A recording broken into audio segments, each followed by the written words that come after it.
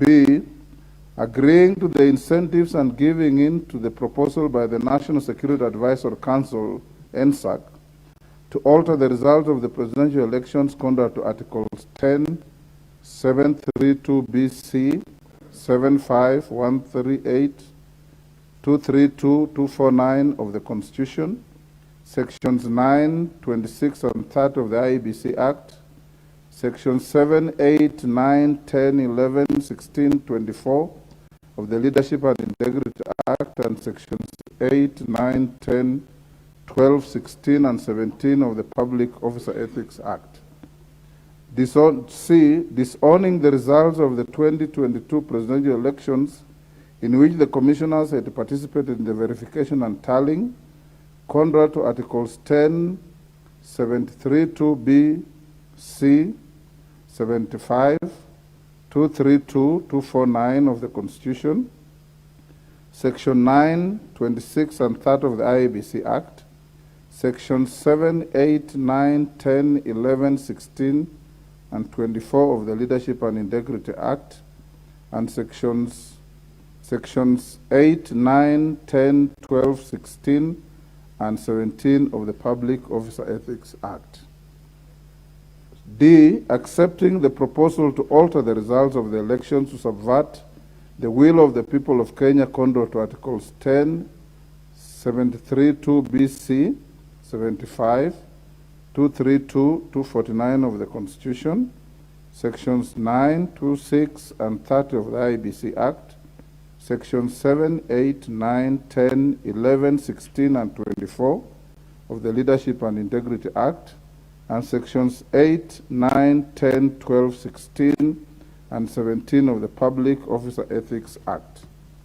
E, issuing press statements with close semblance with the press statements by Azimio la Umoja One Kenya presidential candidate, contrary to Articles 10, 732BC, 75, 232, and 249 of the Constitution, Sections 9, 26, and 30 of IEBC Act, and Sections 7, 8, 9, 10, 11, 16, and 24 of the Leadership and Integrity Act, and Sections 8, 9, 10, 12, 16, and 17 of the Public Office and Ethics Act.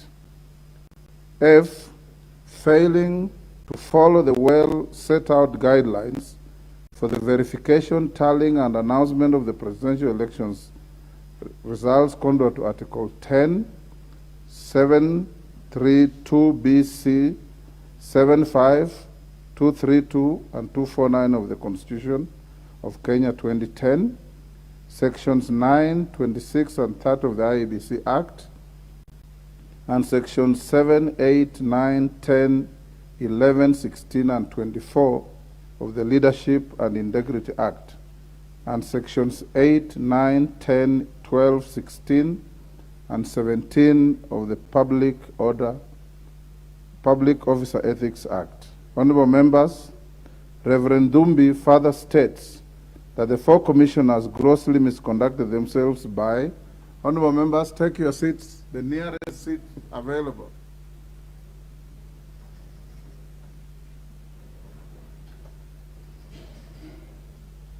The nearest seats available.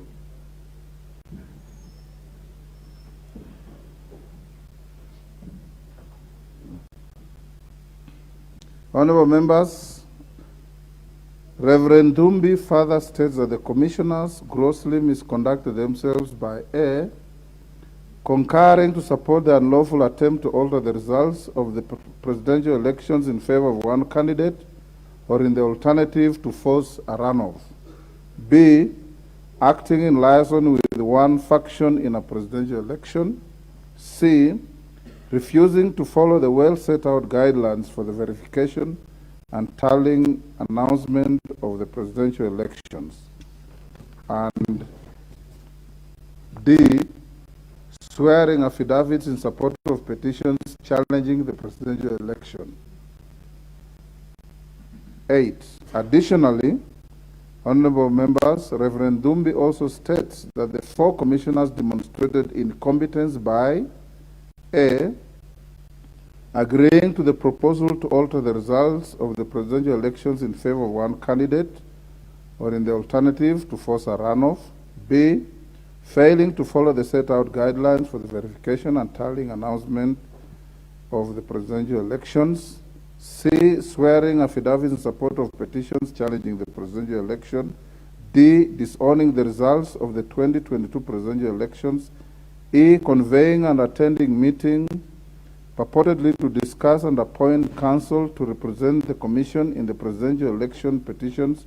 And F, attempting to appoint counsel to represent the Commission in the presidential election petitions. Reverend Dumbi concludes in his petition by urging the House to find that the petition discloses sufficient grounds for the removal from office of the 4 commissioners and transmit the petition to His Excellency the President for further action. Petition C is by Mr. Geoffrey Langat. Honorable members, can you take the nearest available seats?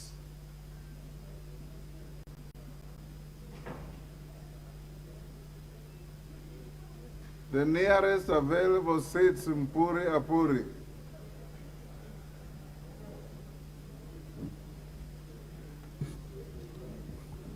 The third petition, honorable members, is a petition by Mr. Geoffrey Langat. In this petition, the third petition seeks the removal from office of Ms. Irene Masit, Ms. Juliana Sherera, Mr. Francis Wanderi, and Mr. Julius Nyangaya on the grounds of serious violation of the Constitution and other relevant laws, gross misconduct in the performance of their functions, and incompetence.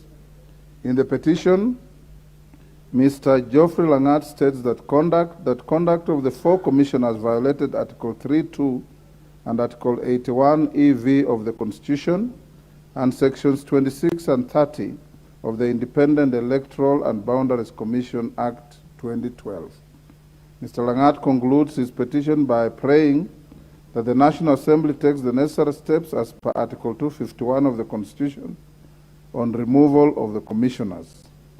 D is a petition by Owor Steve Jerry.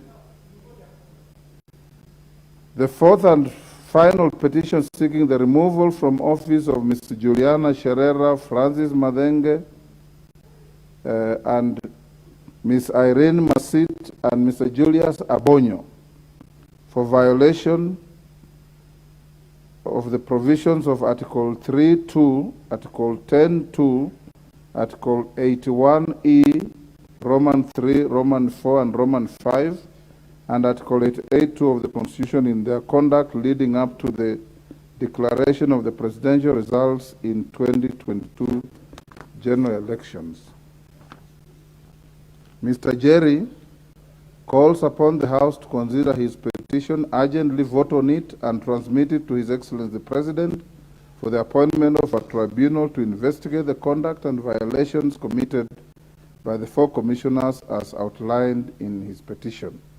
Honorable members, in accordance with paragraph 3 of Standing Orders 230, the 4 petitions now stand committed to the Departmental Committee on Justice and Legal Affairs for consideration.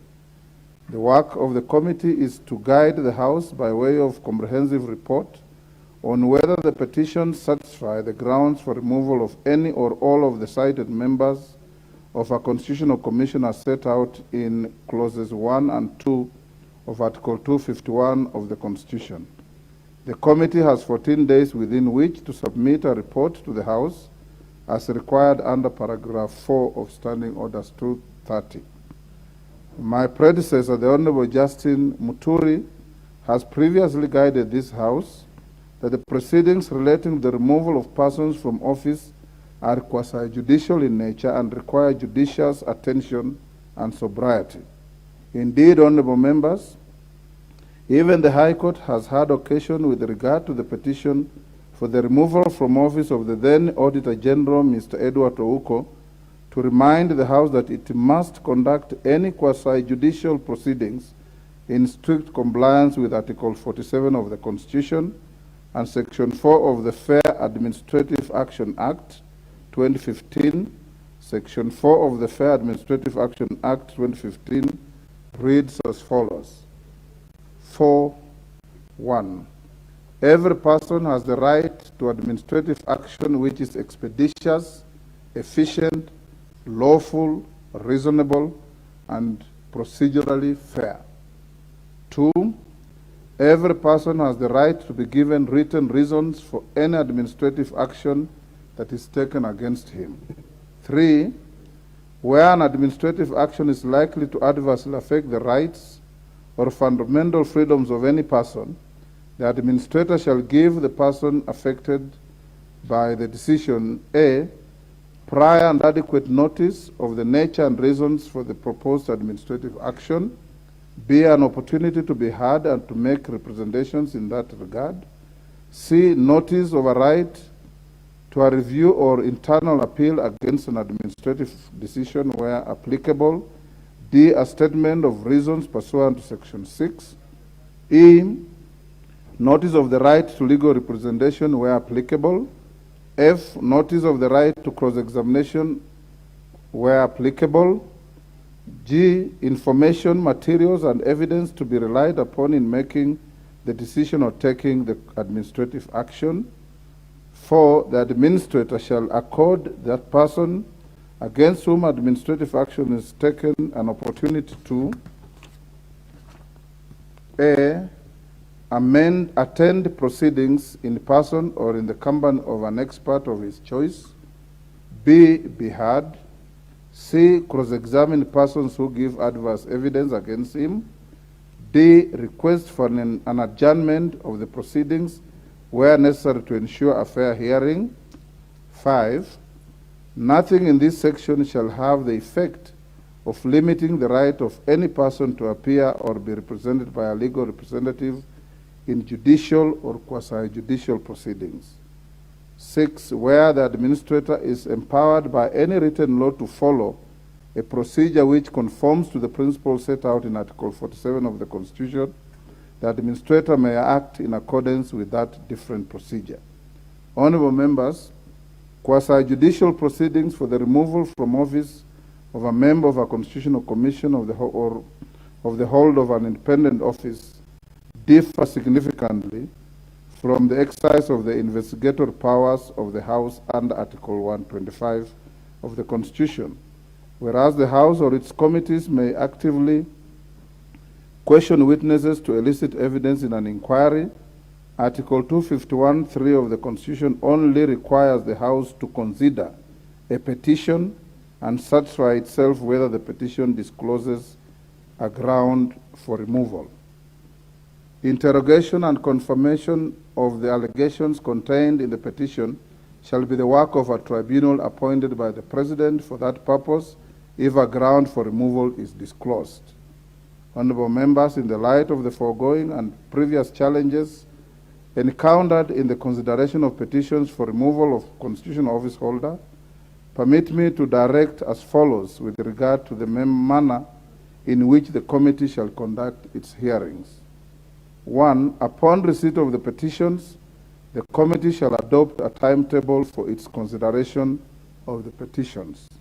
2, the committee shall transmit copies of the petitions to the affected commissioners and inform them of the time or times, date or dates, venue or venues that it intends to conduct its hearings over the petitions. In transmitting the petitions, the committee shall allow the affected petitioners at least 7 days to prepare for any hearing over the petitions. 3, the committee shall afford the affected commissioners the right to appear in person or through legal representatives and the right to cross-examine the petitioners under oath over all matters relating to the petition. Honourable members, can you take your seats? The nearest available seats. The nearest available seats. Honorable Mbande, this is not the nearest available free seat, is it?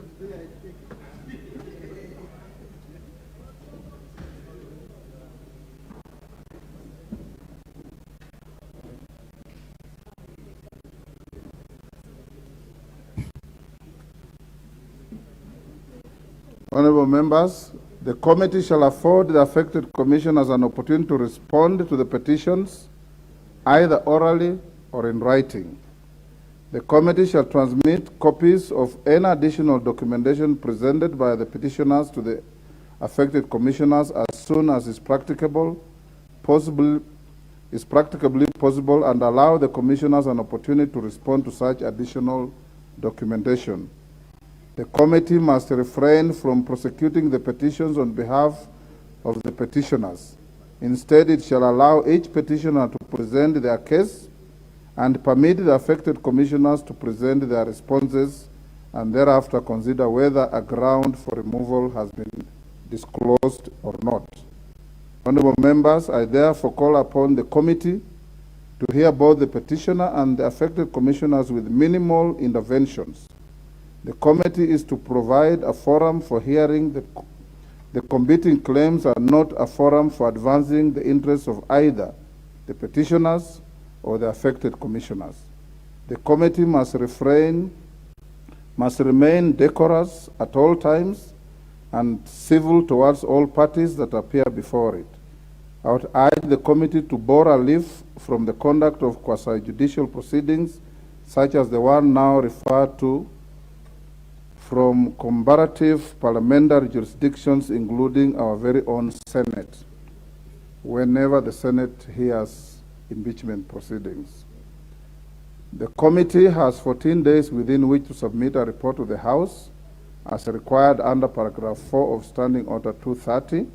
Further, honorable members, once the committee tables its report, the House will have 10 days to decide whether or not the petition contains valid grounds for removal of the members of the Commission. Honorable members, cognizant of the multiple petitions referred to to the committee and the fact that the petitions relate to 4 commissioners of the IEBC, the committee may, if it becomes necessary, seek an extension of the foregoing timelines to enable it to comprehensively interrogate the petitions and report to the House. I thank you. Yes. Mr. Speaker, thank you very much. I came midway through your communication, and of course, given my experience in the House, I had not in any way. It was not a communication. Okay. A petition, yeah. Yes. You are presentation of a petition. You are presenting a petition from members of the public, I presume, yes, to the House. Mr. Speaker, I only have one issue which I need your further guidance on. Just one issue. Mr. Speaker, it has been a tradition. Indeed, it is part of our rules. I hope you are getting me, Mr. Speaker. It has been a tradition. Under Standing Order 226, yes, Honorable and I, yes, the members in the House are free to make comments and contributions to these petitions, okay, for 30 minutes. Okay, okay. I'll give each member 2 minutes. So Mr. Speaker, thank you very much. That now gives me even a better latitude to make my comments. Mr. Speaker, this is a house of rules, and indeed we pride ourselves as such. It has been tradition, and in fact, it has been part of our rules as provided for by the standing orders, that whenever petitions of whatever kind, petitions of whatever nature, be they petitions calling for removal from offices of commissioners, be they petitions concerning the welfare of members of the public out there, it has been our tradition that petitions touching on matters that are actively before courts are not entertained. In fact, this House has been very cautious, right from the time I joined it in 2013, not to entertain any petition of whatever kind, from whomsoever and from wherever, that will touch on issues which are active before court. The Speaker, I came midway through your statement, and I take note of one particular petition, one by Reverend Dumbi, if I'm not wrong. In his petition, among other things, he averts that the 4 commissioners were involved in convening of meetings to appoint legal representation against the rules of the commission. I think so. So, Speaker, as we speak, I don't know how much time I had. I'm seeing a yellow thing. Your time is over. No. Mr. Speaker, as we speak, the Deputy CEO of IBC, Madam Ruth Kulundo, is in court on, among other things, convening a meeting with the 4 commissioners to decide on legal representation. So this House will be contravening its own rules, and indeed the law generally, by entertaining a petition that is touching on issues that are actively before court. I don't see the urgency. We can wait for the court matter to be concluded. And your time is order. You know, when I speak, I am speaking low, and my friend Pukosa is heckling. There's no point of heckling. Just pay attention to what I'm saying. And I'm raising. Order, honorable members. Now, the screen is full. I don't know if you want to contribute on this. On intervention. Robert Bukose. 2 minutes. Thank you, Honorable Speaker. I first want to correct my colleague, Honorable Opio and I, that I'm not heckling. And that is very wrong to make that improper motive against me, knowing very well his record that he's been suspended in this House in the past for gross misconduct. Honorable Speaker, when you look at the petition by Mr. Stephen Mutoro, I want to support that petition in view of the fact that governments must be accountable. And Mr. Mutoro brings a petition that 55 billion was spent in a period of 2 months. And I think this is a very worrying thing, that when the committee will be looking into that, the committee must be able to hold those accounting officers who signed and who participated in defrauding the country of the 55 billion.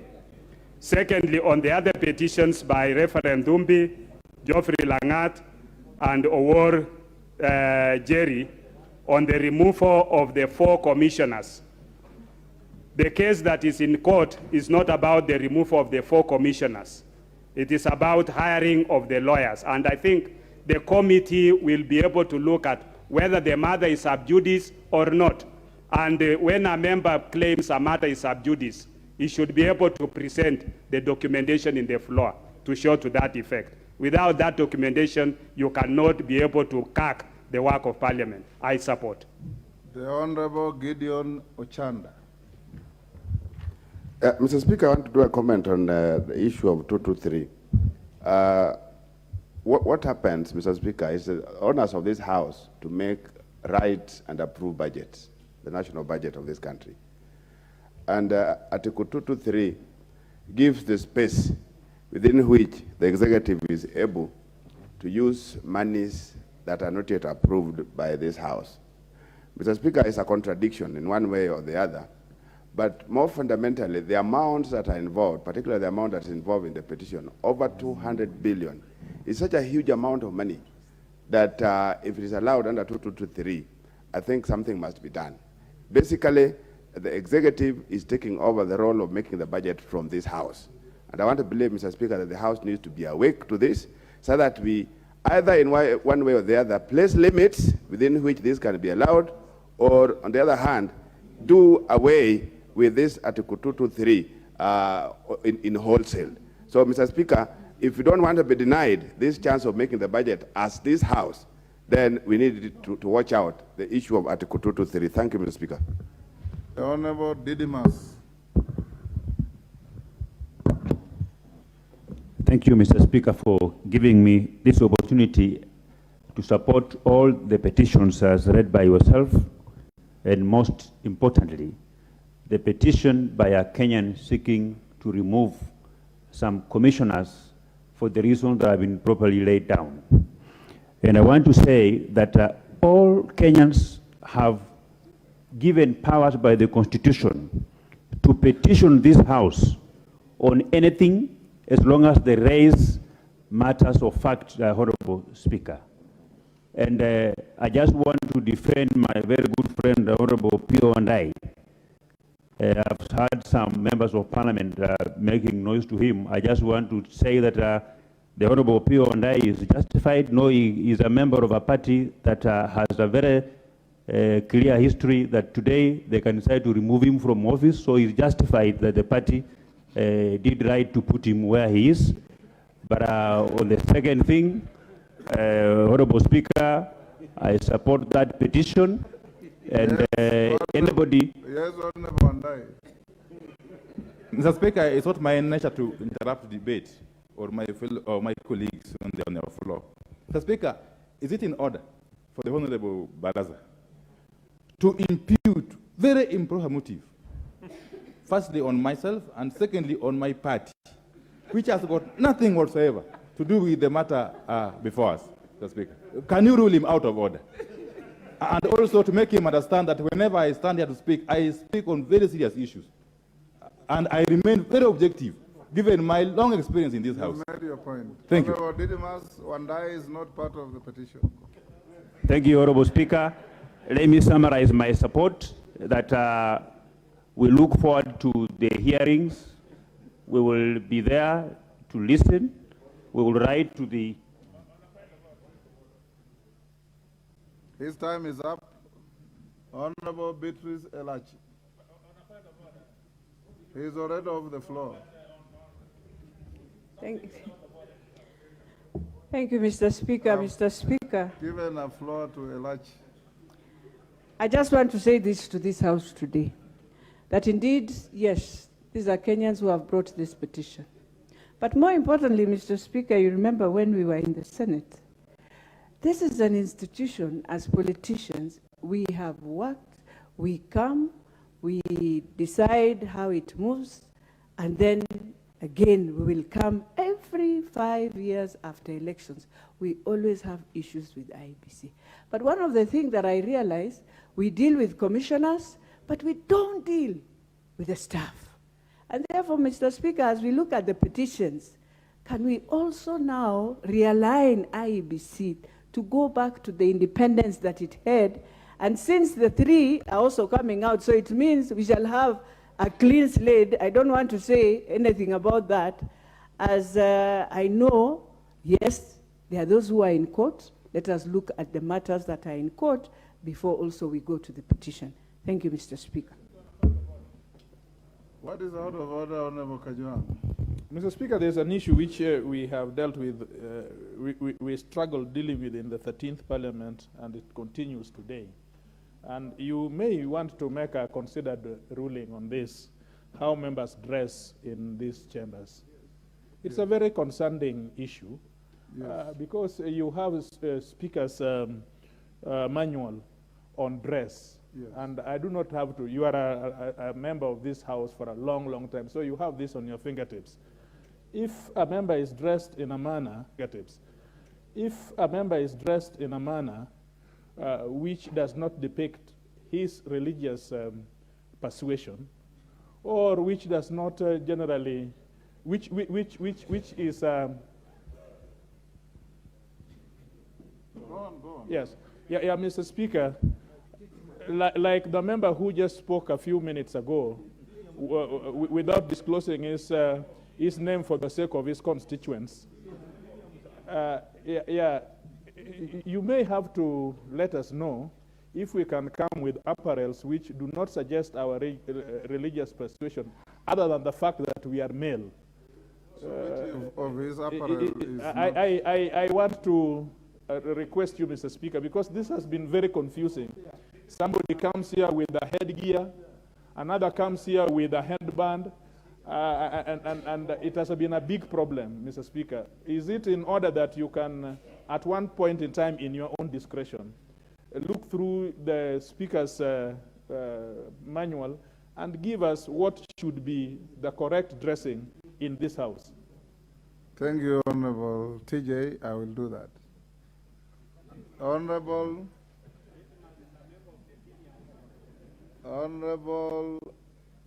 Gitonga Murugara. Thank you very much, Mr. Speaker. Mr. Speaker, I wish to speak on two issues. The first one is the sub judice rule, which has been alluded to. The Committee on Justice and Legal Affairs is very well averse with the sub judice. Not a matter before the House, so you need not belabor. Thank you very much. The second one is that, as the Speaker has rightly observed, the committee is actually a quasi-judicial institute that is going to play the roles like that of the court, which means it's going to be an impartial umpire and listen to all the parties differently, so that each party is heard and given a fair chance to present and defend itself. Therefore, it did not worry the House as regards whether the House is going to prosecute or try to defend. The committee purely is quasi-judicial. It's going to hear the parties properly and then guide the House on what is to be done with these 4 petitions. Thank you, Mr. Speaker. The Honorable Millie Odhiambo. Thank you, Mr. Speaker. Mr. Speaker, I just wish to indicate that I'm serving my 4th term. And I'd want to encourage this House to borrow from history.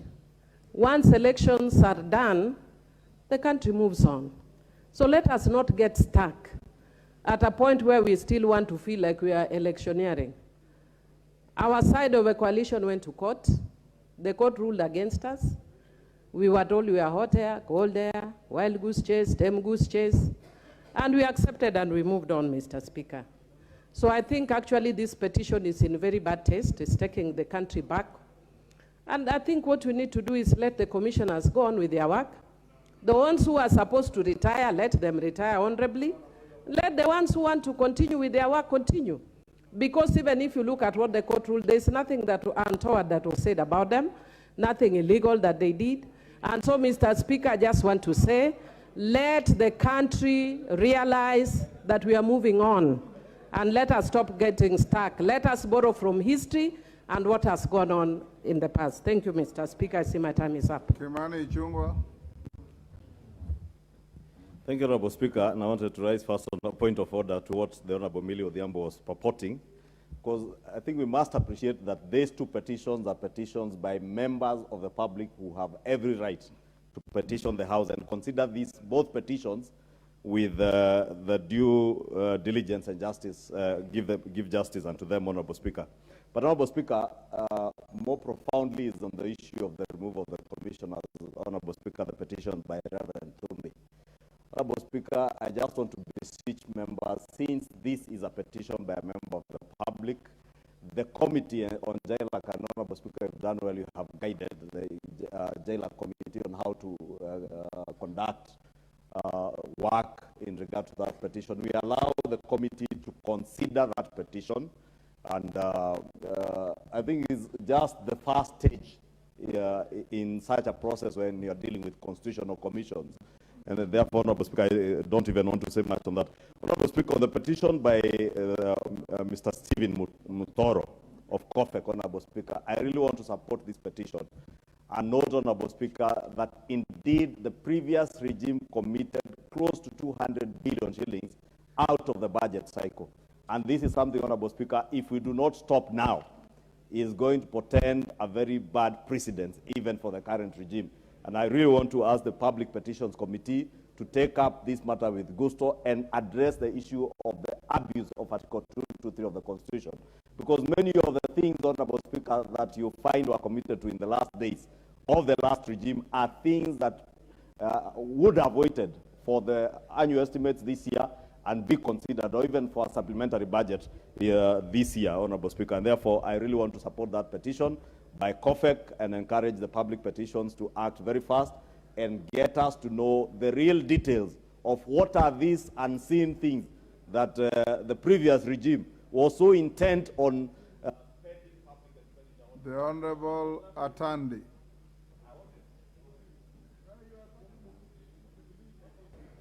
Thank you, Honorable Speaker, for giving me the opportunity. And Honorable Speaker, I want to comment on the petition by Stephen Mutoro on abuse of Article 223.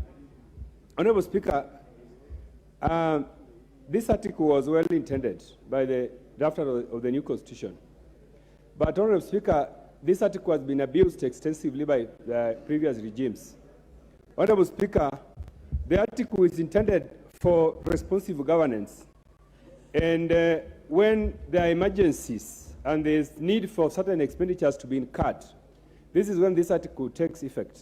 But Honorable Speaker, the trend has been that you see government huge infrastructural projects being commenced by way of this article. And I think this is something which we have discussed at Budget Committee, and we are asking you, Honorable Speaker, to help us so that in future, and especially in this term, we do not have situations where a huge project like Expressway being commenced by way of Article 223. It's very sad, Honorable Speaker. Thank you.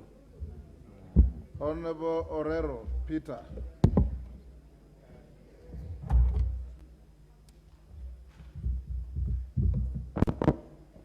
Thank you, Mr. Speaker. I would wish to comment on those items. One, the petition by Mutoro about the amount of money used, especially towards the electioneering period. This Article 223 had very good intention, how it is supposed to be used, but I think all of the governments, I hope not the one now that we have, they have always used their leeway to use the money that is not from within the budget. I concur with my fellow colleagues that any monies that must be used, they should be always within the budget. Now, about the commissioners, the petition by Dumbi, you realize that these are the commissioners which conducted the elections that just passed. However, I beseech this House that normally we don't resurrect emotions when the country is already moving on. Despite the fact that there are members' petitions, and despite the fact that this is the preliminary stages, and we are giving the J-like committee to go and look into them, give them the opportunity to be heard. But when it comes back to this House, I would wish that we look at these commissioners as those also who are engaged, and you realize that it was a very competitive election, that now that we are in the government, I want my fellow colleagues in the other divide of the House that we look at this in a manner that will make this country run and not go back. Honorable Johanna Ngeno. Thank you, Speaker. I used also to support the petitioners. Most importantly, Mr. Speaker, is on the matter of expenditure of money that may not have been appropriated by this House. Mr. Speaker, there is a tradition where most of the outgoing governments, either the national government or the county government, to use money in a very reckless way. Mr. Speaker, I think this has to come to a stop, and this petition will bring that one to a stop. And also not only expenditure of money, even employment of people at the time when the counties or the national government is coming to an end, or during the transitional period. Mr. Speaker, that one has to be stopped with immediate effect. Number two, Mr. Speaker, is on the question of removal of commissioners. Mr. Speaker, I'm in support of that. But most importantly, Mr. Speaker, I wish, as part of the contemplation in our looking into this matter, this question of recruiting the commissioners with the involvement of political parties. Mr. Speaker, we go to churches. We don't elect the bishops. We don't elect the pastors. But we keep on going to those churches for their prayers. Why are we involving ourselves on the selection of these commissioners? We need to have a commission that is non-partisan, that has nothing to do with parties, that has nothing to do with politics, that has nothing to do with contestants, so that they can be looking into this matter in a very fair way. Mr. Speaker, that is my submission. Silvanos Osoro. Thank you, Honorable Speaker. Honorable Speaker. Yes, the Honorable Millie, what is out of order?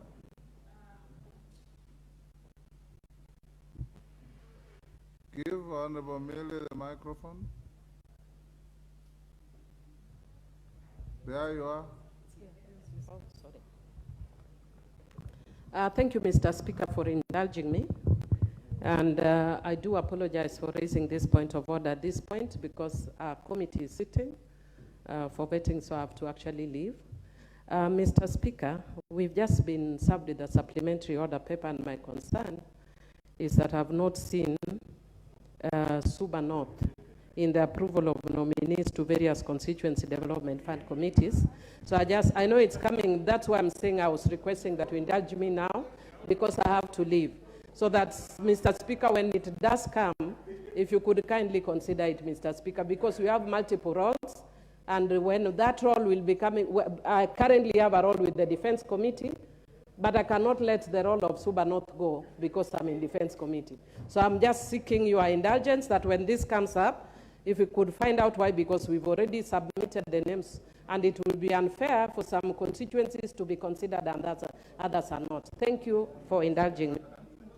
Honorable Millie, the Honorable Mbadi is here. He will adequately represent you.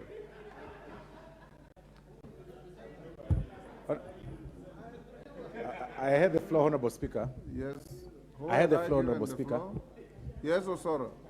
Honorable Speaker, I equally rise to support this petition. Honorable Speaker, this is the house of order, a house that follows rules. It is within the rights of every citizen to petition this house on any matter that arises. And it's not limited to anything that even touches on politicians. Anything that any public member feels to raise with this house is free to do so. And Honorable Speaker, while I support that, we need to relook at this whole thing about expenditure and abuse of Article 223 of the Constitution. Just as my colleagues have said, Honorable Speaker, it has become like a norm that any outgoing regime creates and finds a way to make money, drafts a system of possibly withdrawing money from the public coffers without checks and balances. If this thing is not relooked upon, because it's not only limited to the national government, it's something that is in national government, it's something that is in the county governments, it is something that is affecting the common mwananchi. And we must relook at this thing clearly. And of course, Honorable Speaker, nobody should feel or look at this whole petition from our political inclinations, because it has nothing to do with target. I mean, it's a public matter from an individual of this country. So, Honorable Speaker, we must support every petitioner and then listen to them as provided by, to give them fair hearing so that we are able to get to the bottom of this. So I rise to support. Thank you. Kalasinga Majimbo. Thank you, Mr. Speaker, for giving me this time. Mr. Speaker, first, I want to comment on the petition of Stephen Mutoro, Mr. Speaker. Mr. Speaker, when you look at that amount of money that was so misspent, Mr. Speaker, during the time some of us were in Senedie, Mr. Speaker, we can now judge and know where that money must have been spent. We want the committee, Mr. Speaker, and the Auditor General to do a clear report to us. Show us, Mr. Speaker, where and what projects were done with that money. Mr. Speaker, so that we can now know, sometimes to give a lesson, that in any case, any government is going to hand over to another one, or when we end, Mr. Speaker, the election cycle, we must have responsibility members, I mean, somebody to run the small of his office, Mr. Speaker. Mr. Speaker, when you see the second petition that is talking about IEBC Commissioner, Mr. Speaker, you can now see why, Mr. Speaker, some people are rushing, wanting to announce and declare some people as candidates, Mr. Speaker, for presidential when they know how much they have spent previously, 55 billion. So, Speaker, this is why I say, and I support, that never ever in this government should we have a handshake, Mr. Speaker. These are the proceeds of the handshake, Mr. Speaker. Thank you, Mr. Speaker. Honorable members, we now go to the next petition. The member side, Buya from Galole.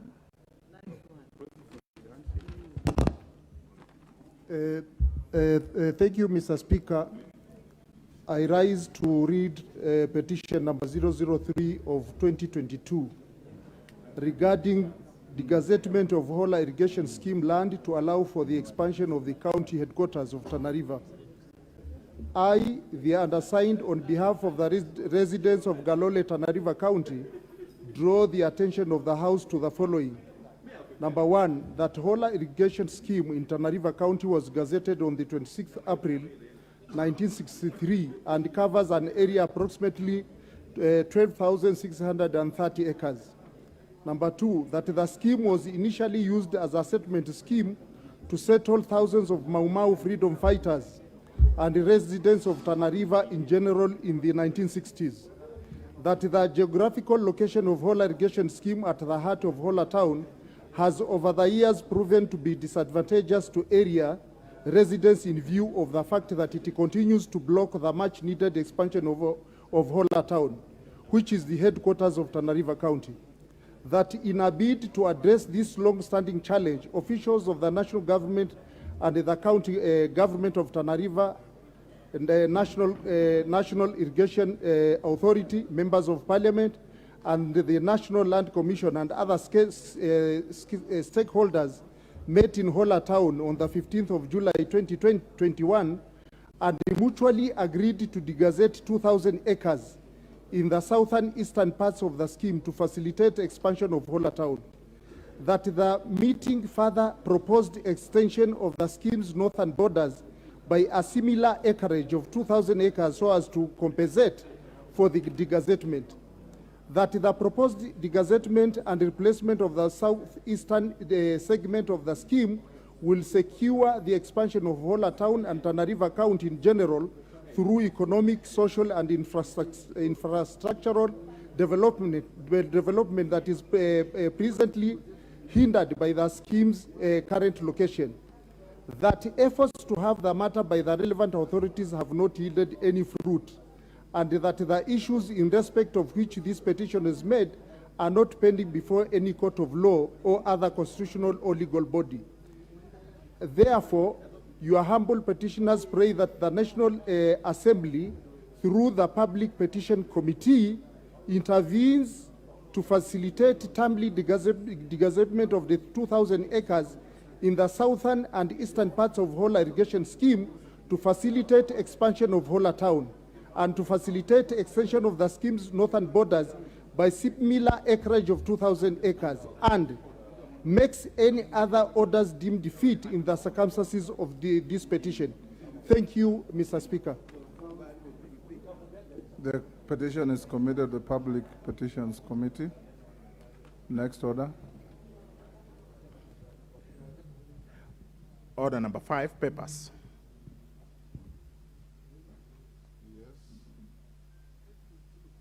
Majority Leader. Honorable Speaker, I beg to lay the following papers on the table of the House today, Tuesday, November 15th, 2022. 1. The 5th and the 6th batch of nominees to 58 National Government Constituency Development Fund committees from the National Government Constituency Development Fund Board for the following constituencies. Number 1, Baringo North, Bomachoge Chache, Bomet Central, Chepalungu, Embakasi Central, Embakasi South, Kabuchai, Kajiado Central, Kigumo, Kiharu, Kikuyu, Kuria West, Lamu West, Matungu, Matungulu, Mumias West, Narok West, Nyaribari Chache, Samburu North, Samburu West, Shinyalu, Sigor, Sotik, Starehe, Turkana South, Uriri, Wajir West, Bomachoge Borabu, Bomet East, Borabu, Embakasi East, Mgwen, Fafi, Jem, Ogem, Ijara, Kimilili, Kisumu East, Kitui West, Kitutu Chache, Kitutu Masaba, Lari, Luanda, Lurambi, Malindi, Madare, Madera, Mbooni, Nambale, North Mugirango, Olkalau, Saku, Samburu East, Suba North, Tetu, Thika Town, Tigania West, Ugenya, and Westlands. Number 2, Honorable Speaker, the revised list of nominees for the following constituencies from the National Government Development Fund Board. 1 is Lamu East, Dadaab, and Kitui Central. Number 3, Honorable Speaker, the report of the Auditor General and financial statements of the Baringo Central constituency for the year ended 30th June 2021 and the certificate therein. Number 4, the report of the Auditor General and financial statements of the following constituencies for the year ended 30th June 2019 and the certificates therein. 1, Sotik. 2, Kacheliba. 3, Eldama Ravine, and 4, Ndaragwa. Number 5, Honorable Speaker, the reports of the Auditor General and the financial statements of the following constituencies for the year ended 30th June 2020 and the certificates therein. 1, Chepalungu. 2, Chesumei. 3, Teso North. 4, Sirisia. 5, Matungu, and Embakasi South. Number 6, Honorable Speaker, the report of the Auditor General and the financial statements of the Baringo Central constituency for the year ended 30th June 2021 and the certificates therein. And number 7, finally, Honorable Speaker, is the report of the Auditor General and the financial statements of the following institutions for the year ended 30th June 2021 and the certificates therein. A is Kathiani Water and Sanitation Company Limited.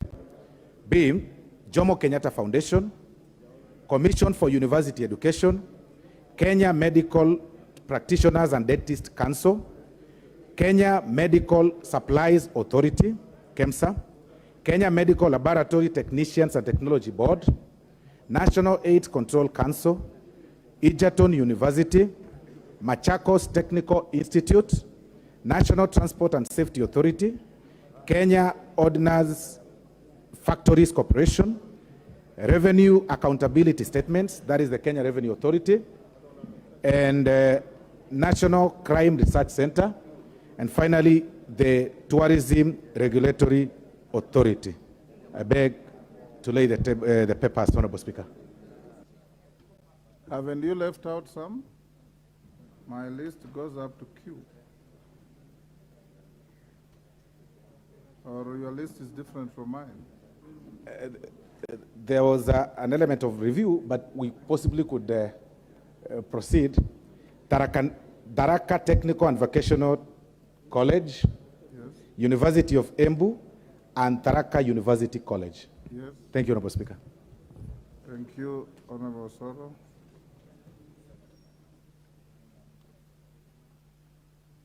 The co-chair of EALA. Thank you, Honorable Speaker. I beg to lay the following paper on the table of the House today, Tuesday, November 15th, 2022. The report of the Joint Select Committee on the election of members to East African Legislative Assembly. Thank you. Next order. Order number 6, notices of motion. The Honorable Muya.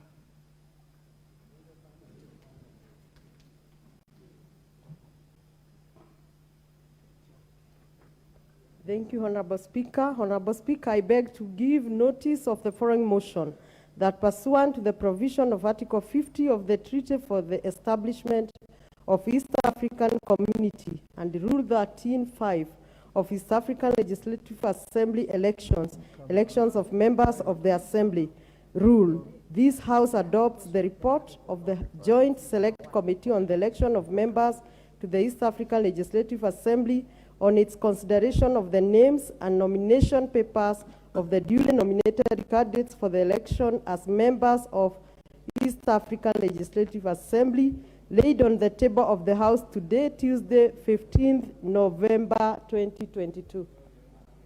I beg to move.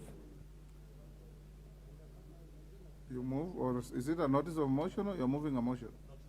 It's a notice, so you don't move a notice. Sorry, it's a notice of motion. Thank you, thank you. You just end up there. Yes, next.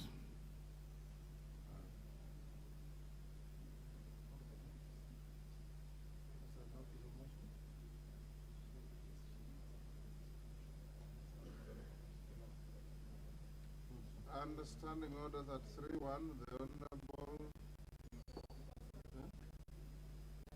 the Honorable Deputy Speaker, you have a notice of motion?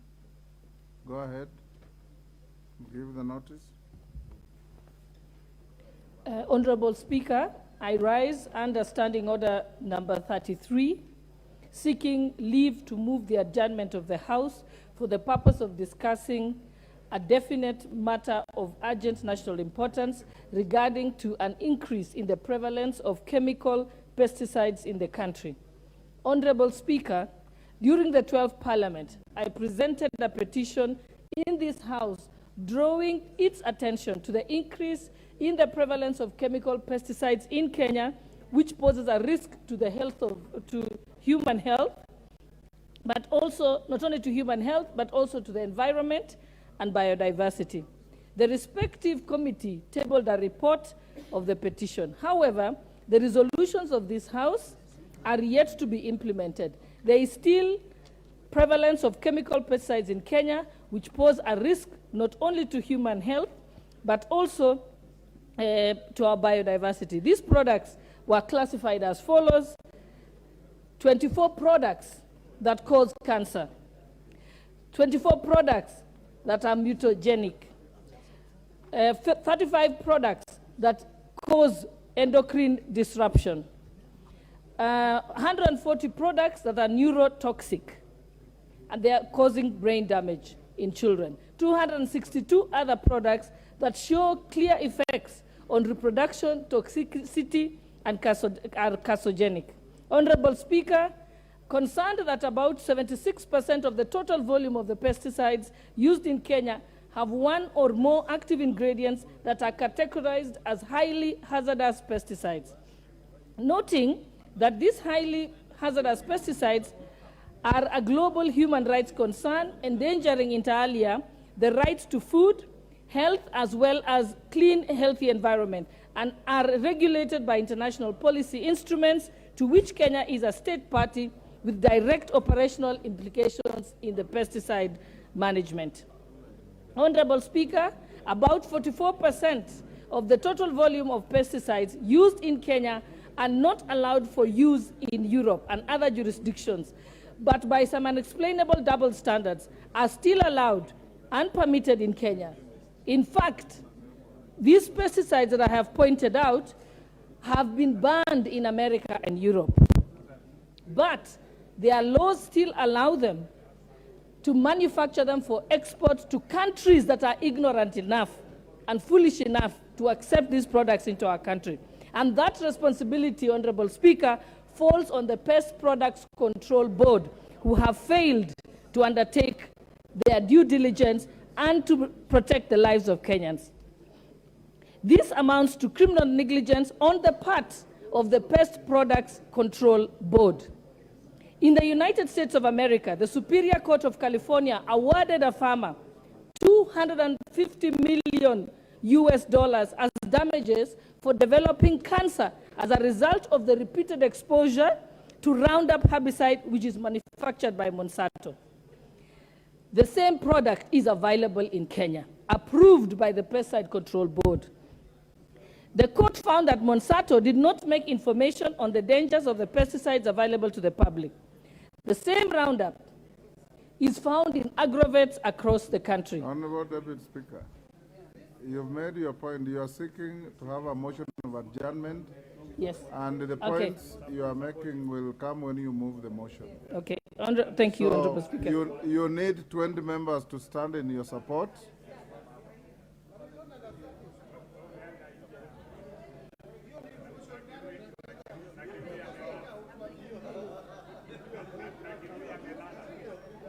Honorable members, we have enough numbers, and I direct that 1 hour to the end of the sitting, the Deputy Speaker will be given time to move this motion, and then members will, she was giving notice. And for those who are not following, like the Honorable Mbadi, she is protesting the influx of harmful pesticides in our country, some coming from countries where they are manufactured, but their use in those countries is banned, but are dumped in Kenya. All right, now you are clear. So 1 hour to the end of the sitting, the Honorable Deputy Speaker, you'll move that motion, and it will be debated by the House. Next. Order number 7, questions and statements.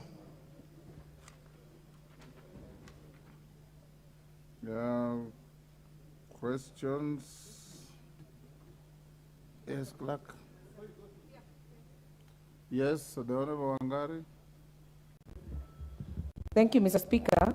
I rise to ask question number 001 of 2022 under private notice to the Cabinet Secretary of Foreign and Diaspora Affairs. Number 1, what is the status of investigations into the death of Ms. Miriam Hanan Njeri of passport number BK151060, a resident of Gilgil Sub-County that occurred in Riyadh, Saudi Arabia on 19th August 2022? Number 2, what steps have the government taken to facilitate the family to bringing back the remains of the 26-year-old Kenyan for a befitting send-off? Number 3, could the Cabinet Secretary state the measures the government has put in place to ensure the welfare of Kenyans working abroad, especially in Saudi Arabia? Thank you, Mr. Speaker. Thank you, Honorable Wangari. Yes, the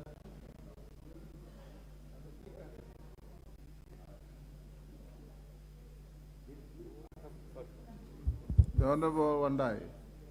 Mr. Speaker, even as we proceed with the question and statement session, I wanted to bring to your attention that last week on Thursday, I did raise an issue here. And the issue was about the NGCDF. I've just been in quiet consultation with my colleague, the Honorable Kimani Ichung'wah, a while back. And what he's telling me is really discomforting. So I wanted you to, before we proceed to the rest of the questions and possible statements, that we dispense of this very, very critical and urgent matter of the statement by the Honorable Kimani Ichung'wah on the grave issue of NGCDF. Thank you. Yes. Honorable Ichung'wah, I had given you Yes. time to bring a statement. Are you ready with it? Thank you, Honorable Speaker, and I had indeed indicated to the Honorable Pio and I that you had given directions, and I was hoping you'd get to it. Honorable Speaker, I have engaged with the CS National Treasury. I haven't given you the floor. I just asked, are you ready with the statement? I am not ready with the statement yet. If you are not ready, can you do so tomorrow, 2:30? In fact, Honorable Speaker, I wanted to request for your indulgence. Yes. We do this either tomorrow or Thursday, if it's possible. Thursday, we have EALA elections. And I can push the CS then to finish, because he had given a sketchy statement that I told him I was not comfortable. I'll give you tomorrow afternoon. Tomorrow. Thank you. The Honorable Samuel Atandi. Thank you, Honorable Speaker. I rise to ask question number 2 in today's order paper. And my question is by private notice. The question is directed to the National Cabinet Secretary for National Treasury and Economic Planning. Number 1, could the Cabinet Secretary avail the evaluation report with regard to the acquisition of Spar Bank Limited, indicating the individual or company that conducted it, if any, and state the amount that was paid at the point of being acquired by the Mwalimu National Sacco? Number 2, could the Cabinet Secretary state when approval was granted for the assets and liabilities purchase agreement between Spar Bank and Equity Bank? Number 3, could the Cabinet Secretary further explain the status of the bank's board membership and state whether it was legally constituted to conduct business, considering that the managing director and the other 3 board members had earlier resigned? Number 4, could the Cabinet Secretary clarify whether the Central Bank of Kenya carried out mitigation measures through funding of Mwalimu Sacco to meet the liquidation costs? And if yes, at what cost, and why the preference instead of funding the Spar Bank? Thank you, Honorable Speaker.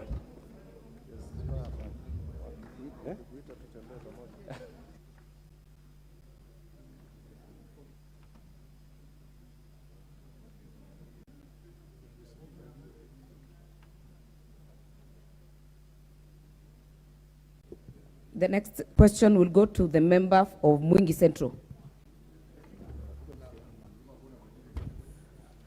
Thank you, Madam Speaker. I rise to ask question number 3 of 2022 to the Cabinet Secretary for East African Community, the ASAOS, and the Regional Development. Number 1, considering that Kitui County and particularly Mwingi Central constituency has been experiencing prolonged drought over the last 1 year, what action is the ministry taking to ensure adequate relief food supplies to the drought-stricken residents? Number 2, what measures has the ministry put in place to ensure adequate food supplies are filled under the school feeding program for both primary and secondary schools in the constituency to ensure learning goes on uninterrupted? Thank you, Madam Speaker. Thank you. To be replied before the Departmental Committee on Regional Development. The next question will go to the member for Njoro, Honorable Charity Chepkuny.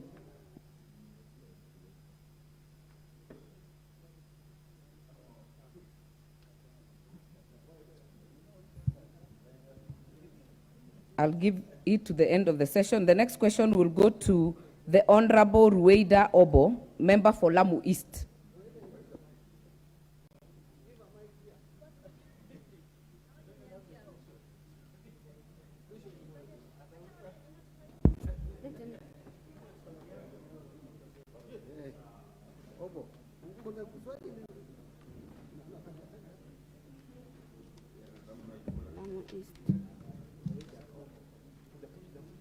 Thank you, Mr. Speaker, for giving me this opportunity to ask question 002 to the Cabinet Secretary for Road and Transport.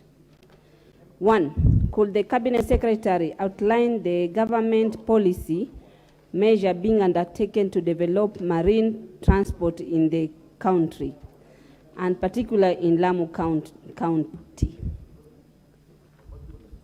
2, what immediate plan has the ministry put in place to provide modern marine transport facilities, such as ferries, among others, to Lamu residents and tourists? 3, what policy measures are in place to facilitate private enterprises to develop marine transport facilities in the country and in Lamu County in particular? Thank you, Mr. Speaker. Thank you, Honorable Member. That question will be replied before the Departmental Committee on Transport and Infrastructure. The next question will go to the member for Kabuchai, Honorable Majimbo Kalasinga.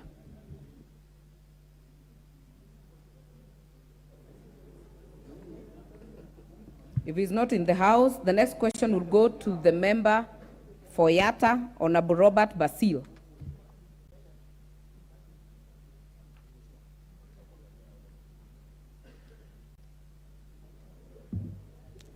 Thank you, Madam Speaker. I raise to ask question 004 of 2022 to the Cabinet Secretary for Lands. Question number 1, could the Cabinet Secretary state the number of persons classified as landless and commonly referred 2 as squatters in Yatta constituency?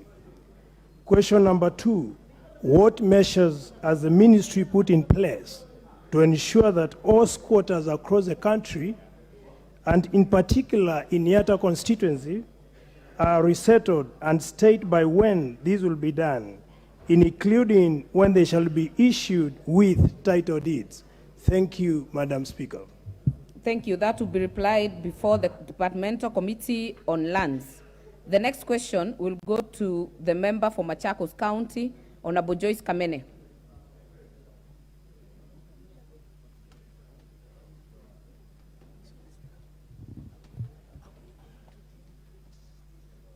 If the member is not in the house, the next question will go to the member for Kangema, Honorable Peter Kehongi.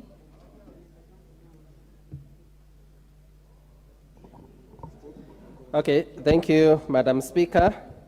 I want to ask a question number 006-2022 to the cabinet for Agriculture and Livestock. Could the Cabinet Secretary outline the various taxes charged in the tea subsector, and in particular, those directly affect tea farmers? What policy measures has the ministry put in place to reduce the various taxes imposed on farmers and other stakeholders in the tea subsector? Number 3, could the Cabinet Secretary explain the steps that the ministry will take towards ensuring the reduction of said levies, particularly those affecting tea farmers? Thank you, Madam Speaker. Thank you. That question will be replied before the Departmental Committee on Agriculture and Livestock. I will give a second opportunity to Honorable Charity Chepkwony, if she's in the house, and Honorable Joyce Kamene, if she's in the house. If not, honorable members, allow me to recognize Mokoma Ngoge, a poet and a writer and academic, associate professor of literature at Cornell University, and son of the renowned Kenyan writer Ngoge Wathiongo, seated in the public gallery. On my own behalf and of the House, we welcome you to observe the proceedings of the House.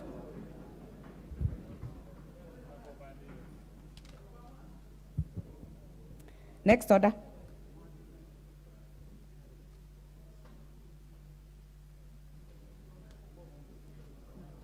Before we go to the next order, Honorable Caleb Amisi, your statement had been approved by the Speaker. Please.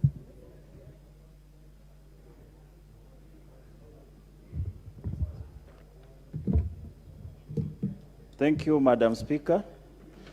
Madam Speaker, pursuant to the provision of Standing Order 44-2C, I wish to request for a statement from the chairperson of the Departmental Committee on Administration and Internal Affairs regarding the deteriorating state of security in the country.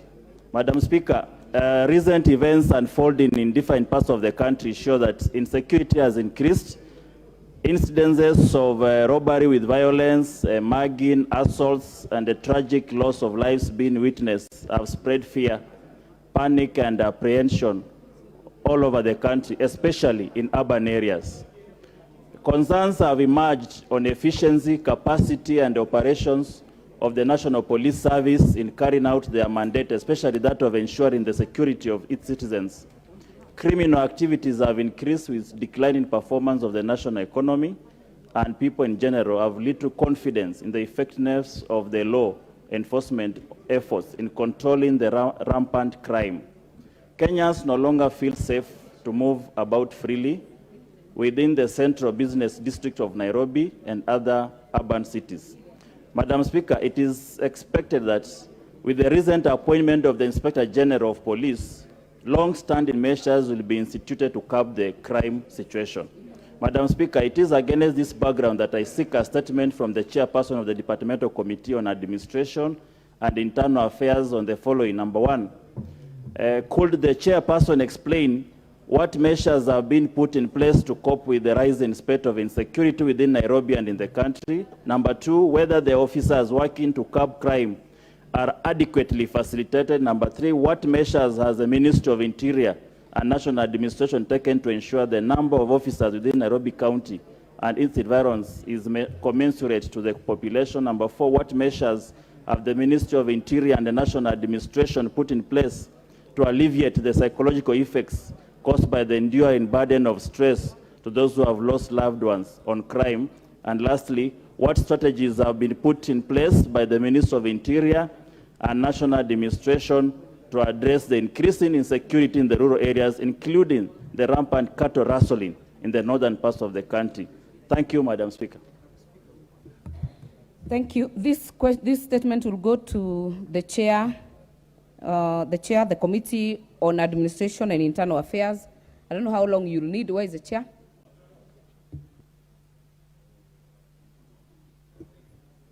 Vice or a member to undertake?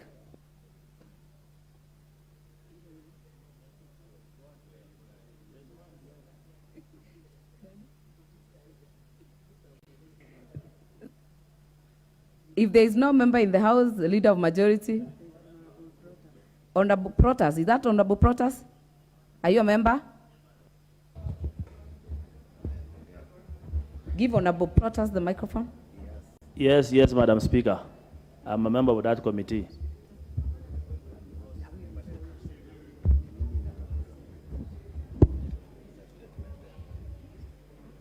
What did you say?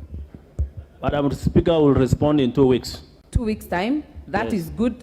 That will be taken in 2 weeks. The next chance I will indulge honorable members, because I know we are also doing a lot of vetting activities in the committee. So this question, I'll give the final chance to Honorable Chepkwenyi of Njoro.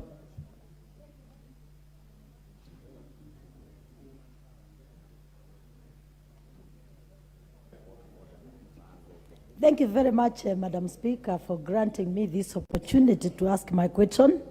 And my sincere apologies, we are vetting today for our PSs. Allow me to ask my question, Madam Speaker, which is 001-2022. Could the Cabinet Secretary state when the government will lift the moratorium on issuance of title deeds in Nakuru, Kericho, Bomet, Narok counties, and specifically Joro constituency? What steps is the ministry taking to fast track the issuance of title deeds in Mount Narok, Mauche, Naiswet, Joro, Lare, Kingo wards in Joro constituency? Madam Speaker, thank you, though I have seen they forgot to put one of my questions. Honorable member, the question is as approved. This question will be replied before the Departmental Committee on Lands. The next statement will go to the Deputy Speaker. To the Deputy Speaker, Honorable Gladys Bose.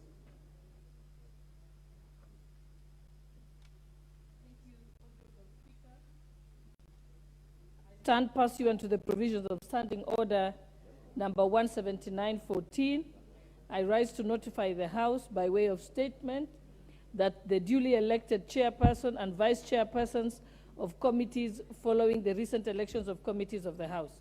Honorable Speaker, on Thursday, the 27th October 2022, the House adopted the report of the Committee on Selection and on Placement of Members to Committees of the House.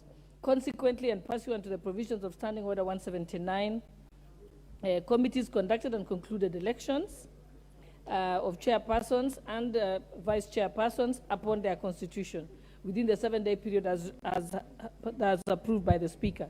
In this regard, Honorable Speaker, I wish to notify the House that all the departmental committees, audit and appropriations and other select committees have elected leadership as follows. Departmental Committee on Administration and Internal Affairs. Chairperson, the Honorable Gabriel Koshal Tongoya, MP.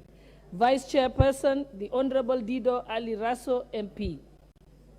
The Departmental Committee on Agriculture and Livestock.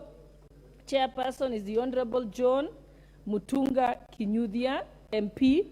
The Vice Chairperson is the Honorable Leonard Brighton Yegon, MP. 3, Departmental Committee on Blue Economy and Irrigation. The Chairperson is the Honorable Kangogo Bowen, MP. And the Vice Chairperson is the Honorable Marwa Kitayama Maisori, MP. 4, Departmental Committee on Communication and Information and Innovation. The Chairperson is the Honorable John Kiare Waweru, MP. The Vice Chairperson is the Honorable Alpha Ondieki Miruka, MP. 5, Departmental Committee on Defense, Intelligence and Foreign Relations. The Chairperson is the Honorable Nelson Koech, MP. The Vice Chairperson is the Honorable Major Retired Bashir Abdullahi, MP. 6, the Departmental Committee on Education. The Vice Chairperson is the Honorable Julius Kibiwot Meli, MP. And the Vice Chairperson is the Honorable Moses Malulu Ijendi, MP. 7, the Departmental Committee on Energy. The Chairperson is the Honorable Vincent Musioka.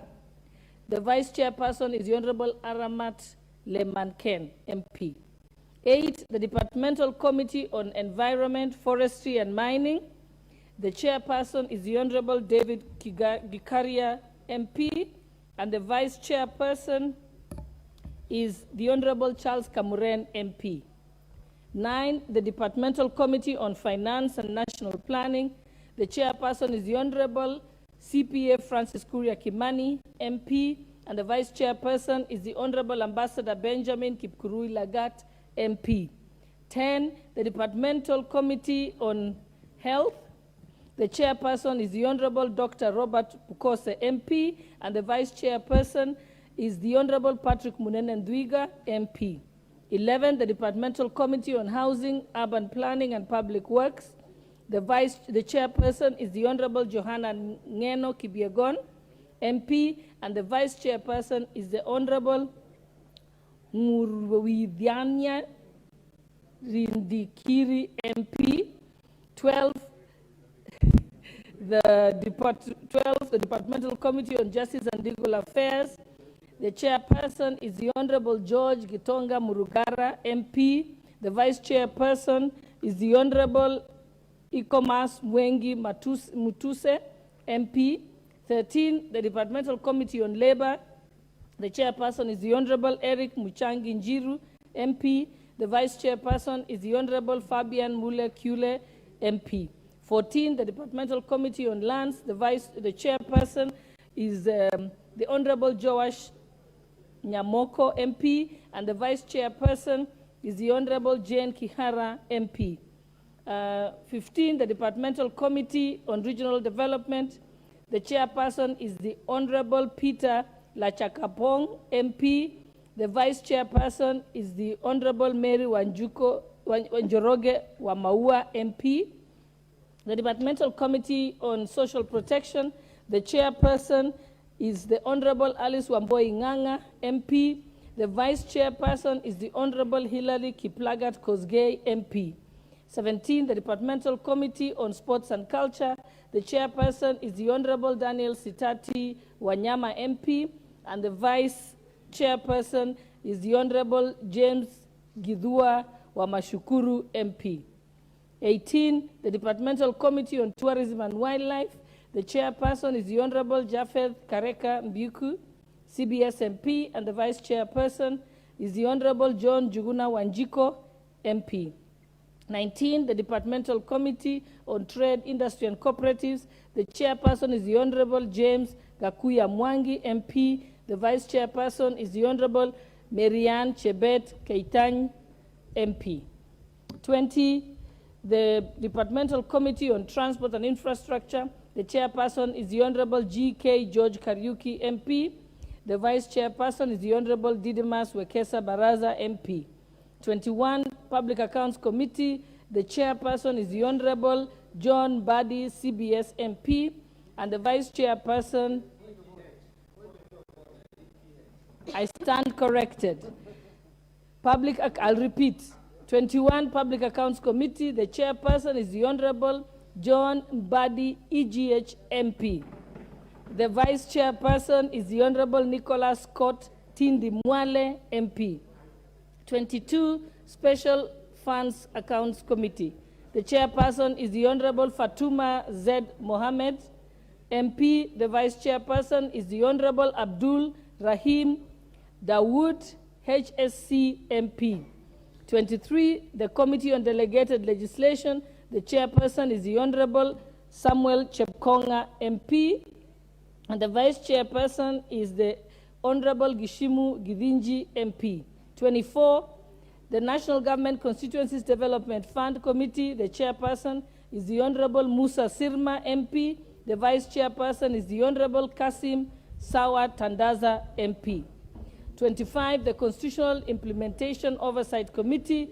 The chairperson is the Honorable Gadoni Wamoshomba, MP, and the vice chairperson is the Honorable William Kamket, MP.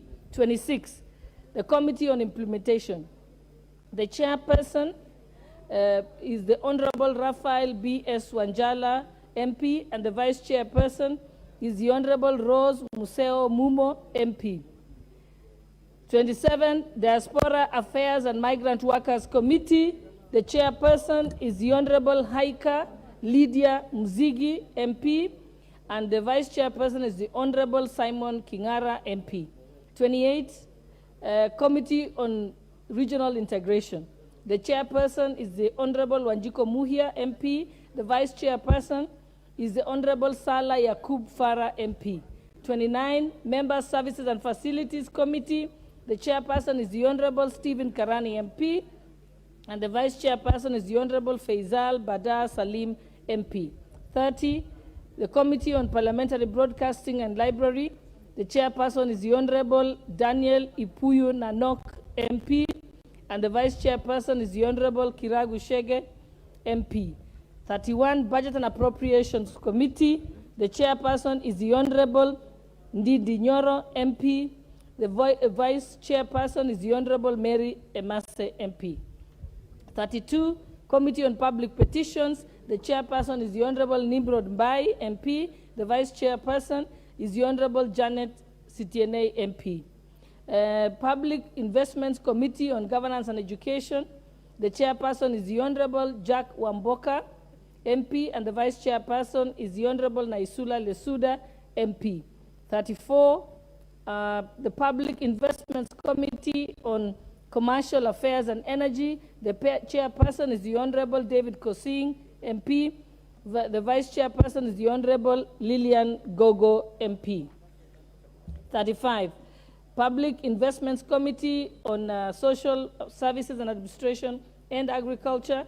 The chairperson is the Honorable Emmanuel Wangwe, MP, and the vice chairperson is the Honorable Caleb Hamisi, MP. 36, the Decentralized Funds Accounts Committee. The chairperson is the Honorable Gideon Mulyungi, MP, and the vice chairperson is the Honorable Gertrude Bayu, MP. 37, the Committee on National Cohesion and Equal Opportunity. The chairperson is the Honorable Adan Yusuf Haji, MP. The vice chairperson is the Honorable Liza Chelule Chepkorir, MP. 38, the Public Debt and Privatization Committee. The chairperson is the Honorable Omar Shure, MP, and the vice chairperson is the Honorable Honorable Dr. Makali Mulu, MP. In conclusion, Honorable Speaker, the House is aware of the immense responsibilities bestowed on the Speaker of the National Assembly and the chairperson of the Parliamentary Service Commission, the chairperson of the House Business Committee, the chairperson of the Committee on Appointments, the chairperson of the Powers and Privileges Committee, and the chairperson of the Procedure and House Rules Committee, among many other duties. In this regard, the Liaison Committee is therefore requesting, with your kind permission, to designate the following honorable members to represent the Speaker during the meetings of the Liaison Committee. 1, the Honorable Omboko Malemba, MP, to represent the House Business Committee. 2, the Honorable Farah Maalim, to represent the Speaker in the Powers and Privileges Committee. 3, the Honorable Martha Wangari, MP, to represent the Speaker in the Procedure and House Rules Committee. In this regard, Honorable Speaker, your office, in this regard, Honorable Speaker, the Office of the Speaker will on regular and continuous basis be appraised on all the undertakings of the respective committees. Finally, Honorable Speaker, may I take this opportunity to congratulate all the honorable members who have been elected and vested with the responsibilities of being chairpersons and vice chairpersons of committees in this National Assembly. I thank you, Honorable Speaker.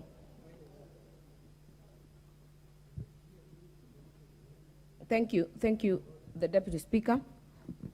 Honorable members, allow me to recognize the presence of Turi Secondary School students from Molo, Nakuru, seated in the public gallery.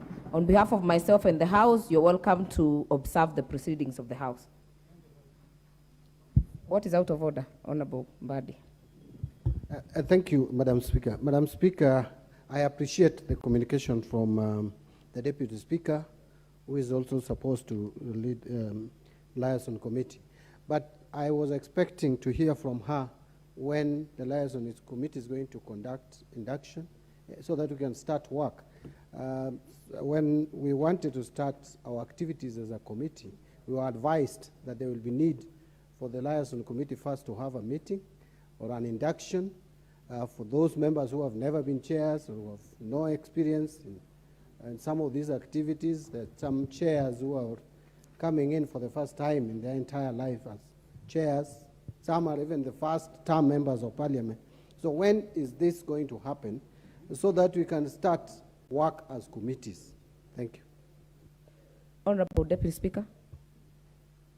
Honorable Speaker, I appreciate the question that has been asked by Honorable Mbadi, MP, EGH.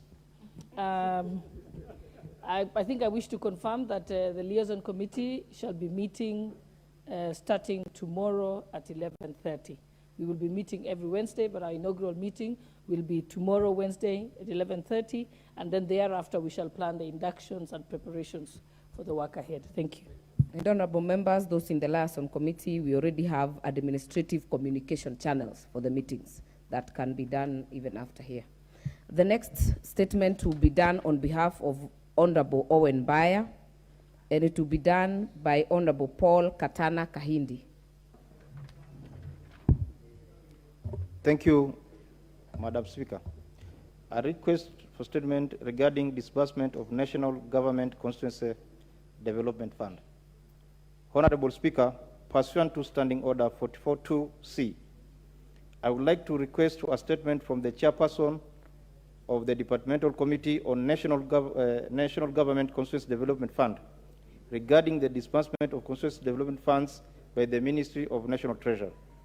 Honorable Speaker, the Constituency Development Fund positively impacts the constituents by ironing out the regional imbalances to achieve rapid socio-economic development at the constituency level, whereas the Supreme Court of Kenya pronounced its judgment on 8th of August 2022, declaring the Constituency Development Act of 2013 as unconstitutional. It is imperative to note that the pronouncement does not affect the National Government Constituency Development Fund Act of 2015. The National Treasury is yet to disburse funds as approved by the National Government Constituency Development Fund Board for bursaries, allocation, and development of the constituencies as mandated in the National Government Constituency Development Fund Act of 2015. In this regard, the National Treasury should note that the NGCDF Act of 2015 remain in force. Honorable Speaker, it is against this background that I seek a statement from the chairperson of the National Committee on National Government and Constituency Development Fund as follows. Could the chairperson explain when the Minister of National Treasury intends to disburse the funds on the constituencies? 2, could the chairperson further establish how much of the Constituency Development Fund's budget is still unused in the National Treasury? Thank you, Honorable Speaker. Thank you, Honorable Member. This question will be going to the Committee on NGCDF. The Chairman, Honorable Musa Sirma, how long? Madam Speaker, I think amongst the issues raised by the questioner will be answered by the majority leader as per the direction of the Speaker, and other issues possibly in the next 1 week. Order member, you are the chairman, NGCDF committee. This Yes. statement is properly on the floor. How long will you require to answer that question? Just 1 week. 1 week is the commitment from the chair. Next order. Order number 8, procedural motion, resolution to hold a Thursday morning sitting. Leader of majority.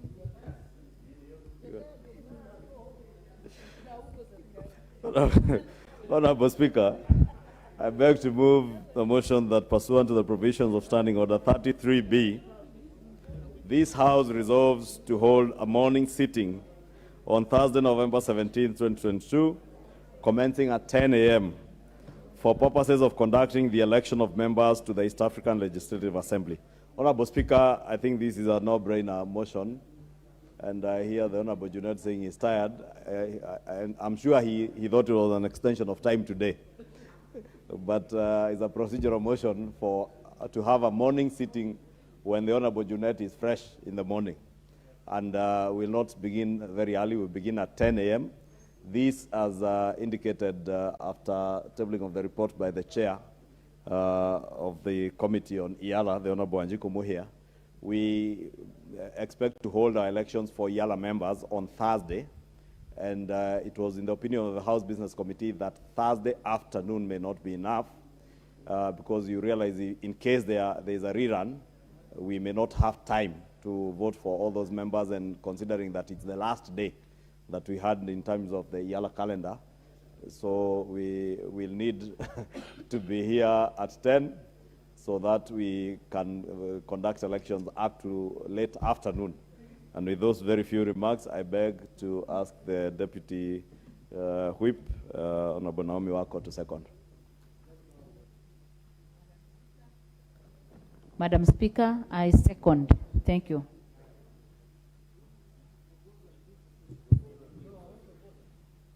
Order members. I then propose that pursuant to the provisions of Standing Order 33B, this House resolves to hold a morning sitting on Thursday, November 17th, 2022, commencing at 10 a.m. for purposes of conducting the election of members to the East African Legislative Assembly. Is that the mood of the House? That I put the question? I put the question. As many as are of that opinion say aye. As many as are of a contrary opinion say nay. The ayes have it.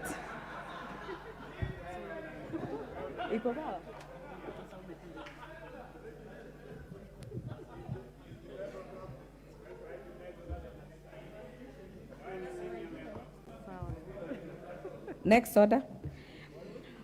Order number 9, motion, approval of nominees to various constituency development fund committees.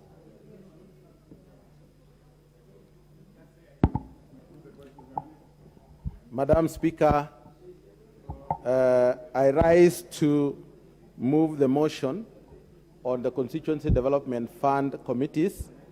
And before that, Madam Speaker, I would like to thank the people of Eldama Ravine for having voted me back after being out for 10 years.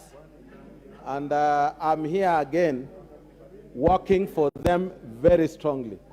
I want to appreciate the fact that it is not lost until you find it again and have a good finish. Madam Speaker, today I'm moving this motion pursuant to Section 5005 of the National Government Constituency Development Fund and GCDF Act of 2015. The Select Committee on the National Government Constituency Development Fund of the National Assembly is mandated to consider and report to the National Assembly with recommendation. with recommendations. I'm moving the right now. Just 1 minute. Yeah, persons required to be approved by the National Assembly under this Act. Madam Speaker, that pursuant to provisions of Section 43(4) of the National Government Constituency Development Fund Act 2015 and paragraphs 5(2) and 10 of the National Government Constituency Development Fund Regulations 2016, this House approves the list of nominees for appointment to the following 124 constituencies, committees of the National Government Constituency Development Fund laid on the table of the House on Thursday, 10th, 2022. November 10th, 2022. Madam Speaker, I wish to confirm that we have received 124 constituencies, and also we shall be tabling some later tomorrow. But I want to urge the members who have not submitted to do so. Junet, you'll get your money. Yes, we are now going only to debate on this issue of 124. The others will follow, because I know many members are not yet into this list. Madam Speaker, we would like to, on my behalf. Honorable Tindi Mwale, what is out of order? Thank you, Madam Speaker. Madam Speaker, I rise on a point of order because the chair has indicated that we have members who have not submitted. Yet we have members who have submitted, and yet the names have not come to this House to be tabled. Which criteria are you using to bring the names? Do we have batches of names, or are we going short of the printing papers? Why is it that some old and greatest constituencies, Honorable Mwale, like Butere, have not been tabled? Order, member. Thank you. The chair will continue to move the motion. We will have the chance to debate the motion. Those who have issues will raise it, and will raise their issues as they come. So please, go on. Madam Speaker, I'm moving this motion based on the 124 names, because there are others which we are still going to, which are under process. 70 and 31 will be laid on the floor of the House tomorrow. And I want to assure Madam Speaker. What is out of order, Dr. Pukose? You know, Madam Speaker, Honorable Sirma has partially moved the motion as per our standing orders. Once he's moved to the last, giving us the as laid on the order, as laid on the table on the date, there are constituencies which have been listed. If he wanted to shorten it out, he should say as per the order paper. Yes, but now he's starting to debate the constituencies and starting talking of other constituencies which have not even been put on the order paper, which is unprocedural. So he has to make it very clear. Thank you, Dr. Pukose. Honorable Chair, Honorable Musa Sirma, please move the motion as it is on the order paper and quote the 124 that are in the order paper. Madam Speaker, I have already mentioned that I am talking about the 124 which have been laid. Even today, the majority leader has already tabled 70. Order, member, Honorable Chair, please just hear us. Yes. You move the motion as is. I know. I know. You move the motion as it is. Yeah. I've done it. I have read. So don't tell us about the 70, the 124. I have already moved the motion, Madam Speaker. They have other issues they are looking for. But, Madam Speaker, let me repeat so that they can listen. If you are not listening, listen now. That pursuant to the provisions of Section 43(4) of the National Government Constituency Development Fund Act 2015 and paragraph 5(2) and 10 of the National Government Constituency Development Fund, Regulations 2016, this House approves the list of nominees for appointment to the following 124 constituencies of the National Government Constituency Development Fund, laid on the table of the House on Thursday, November 10, 2022, as appended in today's order paper, Madam Speaker. Madam Speaker. Please continue. Now it's in order. It is, Madam Speaker, what I would like to urge the members is to hasten their fund managers and the relevant committees in their constituencies to bring the balance of the names or the names from their constituencies so that we may be able to move very fast together. Madam Speaker, I know there are some members who are still, who have submitted, but still their names have not been part of the 124. But I want to urge that by the end of tomorrow, they will be happy because everything will be done. And Madam, I would like to ask the House to approve the list of nominees of 124 constituencies for appointment and gazettement by the board as the National Government Constituency Development Fund committee members in the respective constituencies. I would like to ask Honorable Ochanda MP Bondo, who is a member of my committee, to second. Honorable Ochanda. Okay, thank you, Madam Speaker. Now, as I rise to second this, Madam Speaker, let me make a few things straight. Number one, we are having these names here in batches because they were submitted in different times to the board. That's the first reason why these names are here in batches. So the first that are cleared by the board so far are 124. When names are submitted from the constituencies, there are criteria that are used. If you don't follow those criteria, chances are that there's back and forth between your fund account manager and the board.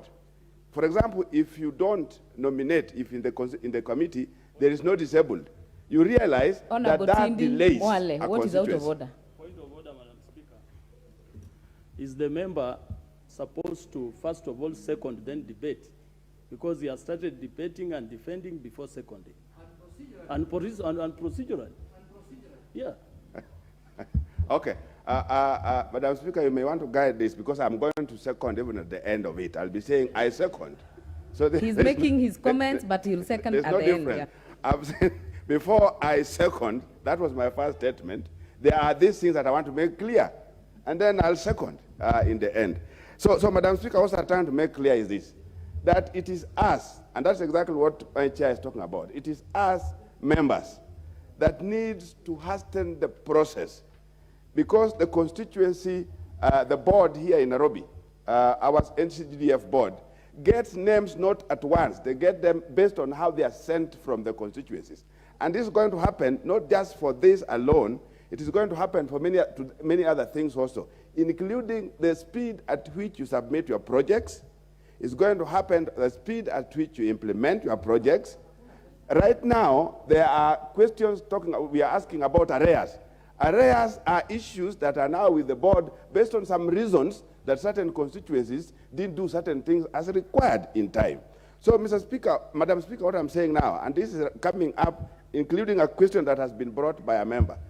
And now my leader here is asking, where is the money? The money can't be there until these names are gazetted. And the gazettement process is exactly what we have started. So the 120 names are going to be gazetted, and maybe they may be gazetted ahead of the others. So what we are trying to say is, Madam Speaker. Honorable Junet, order. Order. Order. I am looking at the cards here and I don't see you. Please, the mic is still with Honorable Ochanda.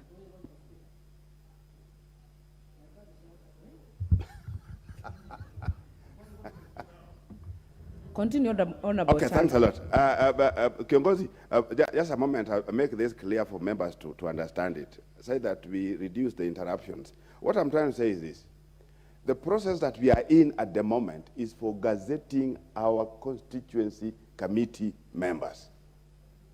And it's one of the preconditions that we must have, such that when we are the issue of money comes in, you'll get money when the committees are in place. So to hasten this, what I'm trying to say, Madam Speaker, to hasten this, there is 124 that are in front of us now. There is 70 that is already tabled. They are going to be there tomorrow. We have a balance of 96. And remember, a balance of 96 constituencies. Honorable So, Tindi, members of Parliament. Honorable Chanda, honorable members, I'm looking at, if you have an intervention, please put your intervention in your machine. Honorable Tindi Mwale, what is out of order? Madam Speaker, is it in order for the honorable member to purport to speak on behalf of the CDF board? Because he was supposed to move the motion, not to start telling us how the money will come, why the money has not come. Is it in order, Madam Speaker? Honorable Chanda, please second the motion. Thanks a lot. Please don't be distracted by the noise from the House. Just second the motion. Fine, fine. What I was doing, I think, was going to be very useful, particularly to the new members, Madam Speaker. But what Tindi is talking about, there is not a single day that the board will be here to talk on themselves. That's not the order. That never happens. The board will never be here. Honorable Junet, what is out of order? Thank you, Madam Speaker. Madam Speaker, I've listened to the second speaker, and he's a very learned man, Dr. Ochanda. Madam Speaker is talking like he's the Minister for Treasury. Madam Speaker, the Minister for Finance or the Treasury CS. Madam Speaker, once this committee is passed by this House and they are gazetted, it's assumed that this committee will start work immediately. Madam Speaker, they will start having their sittings to discuss the projects. It is not even the Member of Parliament who will bring projects. It is this committee that we are passing here today that will do the work of identifying projects and the work of bringing the projects to the board, Madam Speaker. Now, if we pass these boards, Madam Speaker, in this House, and they are gazetted, and there are no funds, what is the point of having them in office? They can't even buy tea for themselves. They don't have even money to do anything, Madam Speaker. So, Madam Speaker, can the chair and his second come very clear that are we doing an exercise in futility? Order, Honorable Junet. Order, Honorable Junet. This motion will be seconded and then open for debate, so that members can ventilate and raise the issues that you have. Please, Honorable Chanda, please second the motion. Okay, that's fine. I think some of the leaders are trying to mislead the House, Madam Chair, so be a little bit cautious, because that's in the direction. So what I'm trying to say is this, that, no, I'm supposed to do as many statements, including the amount of time that I'm allowed to have when seconding. You can't force me to say that I second and sit down. That's not the procedure. Honorable Chanda, so, Madam Speaker, you have 4 minutes. I second the motion. And as I second the motion, I'm still insisting, I'm still insisting, Madam Speaker, that what we are doing at the moment is that we are getting these names in batches as a committee. And anytime we get them in batches, they'll be coming to the floor of the House. As of today, there are 124.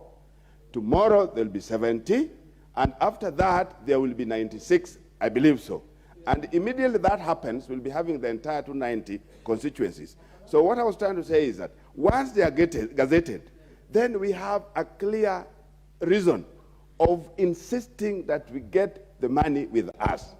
So I think that's exactly what I'm trying to bring. But the onus is with the chair and the committee, that particularly the questions that are being raised. When are we getting the money? And the chair is saying that this when we don't want to give these guys a space of trying to explain to us that it is you members who have not approved the committees. So what I'm trying to say is, can we go ahead and clearly approve the committees and insist on the constituents that have not brought the committees to bring them ASAP? Thank you, Madam Speaker. A second. A third time.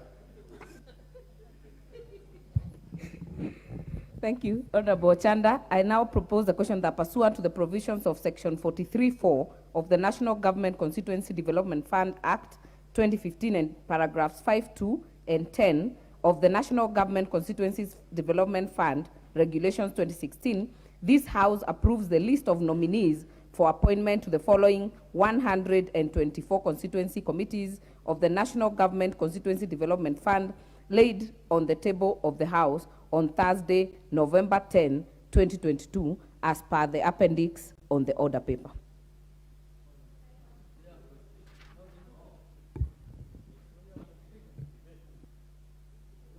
The first chance to address this issue will go to Honorable Julius Olesunkuli, member for Kilgoris.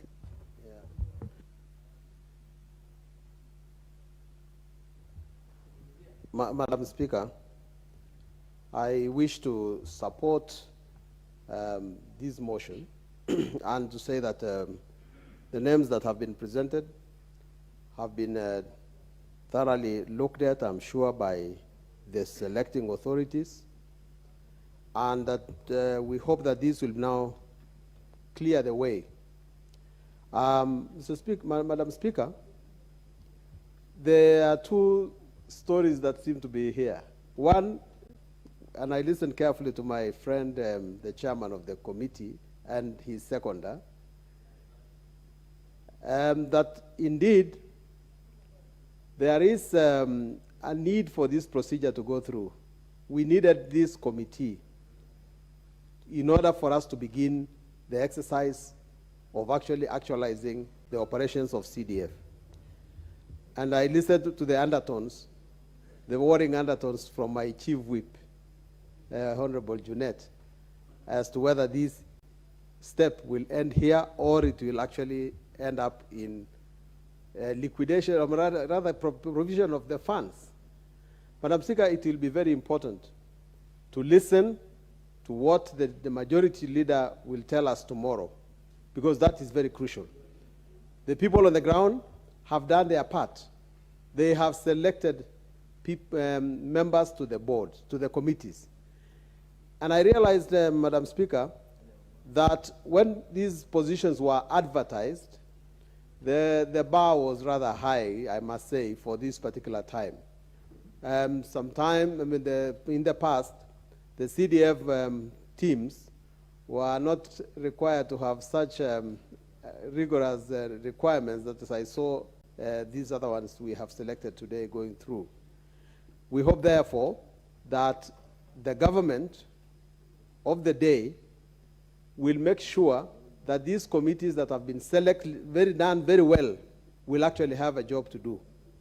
I kept on hearing today new terminology saying that the former regime, for me, Madam Speaker, the government has always been the same, and the people who have been running government have been running government for 10 years, and now we hope that they will continue doing it in very, very good faith.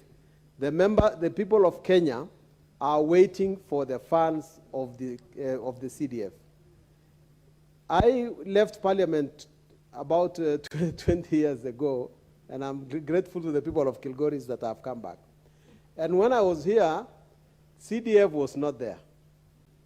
And Madam Speaker, we performed even though there was no CDF. But the amount of work we were able to do compared to what my successors later did was quite small.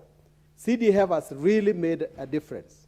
Even though it has so many enemies in this particular time, I must say that this is the fund that has actually helped the people of Kenya. And I'm always very surprised that even those who went to court to oppose CDF are saying that this is a noble fund and that nobody is arguing against its nobility. If, therefore, it is a noble fund, and if, therefore, it's a useful fund, how can the law of Kenya find such a noble thing to be unconstitutional? How can it be unconstitutional if the people of Kenya want it? And the people of Kenya, as the Constitution says, are sovereign. This Constitution that we are talking about, the 2010 Constitution, has created these offices, has created these funds by letting the people of the members of Parliament pass the law that is necessary to to effect it. I find that it is really a bad thing, in bad faith, for anybody who has seen the good work of CDF to say today that it is not constitutional. I want to urge the honorable members, particularly those of us those of you who are in government, to ensure that the National Treasury disburses the funds when we have gazetted this team. Do not bring us around in circles again and say there was another full stop or another comma that was not made. The gazettement of the committees should be sufficient to be able to say that we now are ready to receive our funds. And we are also looking forward to seeing the auditors' reports when they come, so that we ensure that these funds were always used well, because in going forward, we will oversight the use of CDF so that it can give our people value for money. So, Madam Speaker, I beg to support. Thank you. Minority Whip. Thank you, Madam Speaker. Madam Speaker, I stand to support the motion, but with a very heavy heart. Madam Speaker, we should not be, as a house, we should not be doing an exercise in futility. You can see very well that there is a very serious conspiracy against the CDF in this country, especially by the executive and now by the judiciary. Madam Speaker, this is a fund that has transformed people's lives in this country. I was in my constituency over this weekend, Madam Speaker. And Madam Speaker, people don't have money to go to school. Children don't have school fees. And schools are returning them back to their homes, Madam Speaker. Where do you want them to go? The government is not giving them money to go to school. There is no bursary. The counties that we are being told these funds should be channeled through are not giving bursary to children. The only source that they had of getting school fees is the Constituency Development Fund. You can see the list that have been tabled here by the chairman of the CDF committee, Honorable Sirma. There is no single name of a member of parliament in those committees. You do not hear that Honorable Junaid Mohammed is a member of the Suna East Constituency Fund Committee. I expected him to say that. He was reading names of ordinary Kenyans, ordinary people, residents of that constituency, who have come together, elected themselves as members of this committee, these committees that have been brought to this house, so that they can administer funds that come to them from the national government for the benefit of the society that live in those constituencies. Madam Speaker, if we pass this list now, as we are doing here, because to me, I'm really worried. The next step is to gazette them. Parliament will send the names for gazettement. In a day or 2 days' time, the gazette notice will come out. These committees are expected to work. Their work is to administer the national government's constituency development fund. If the money is not there, what is the point of gazetting them? What are they going to do? They don't have even money to hold a first meeting.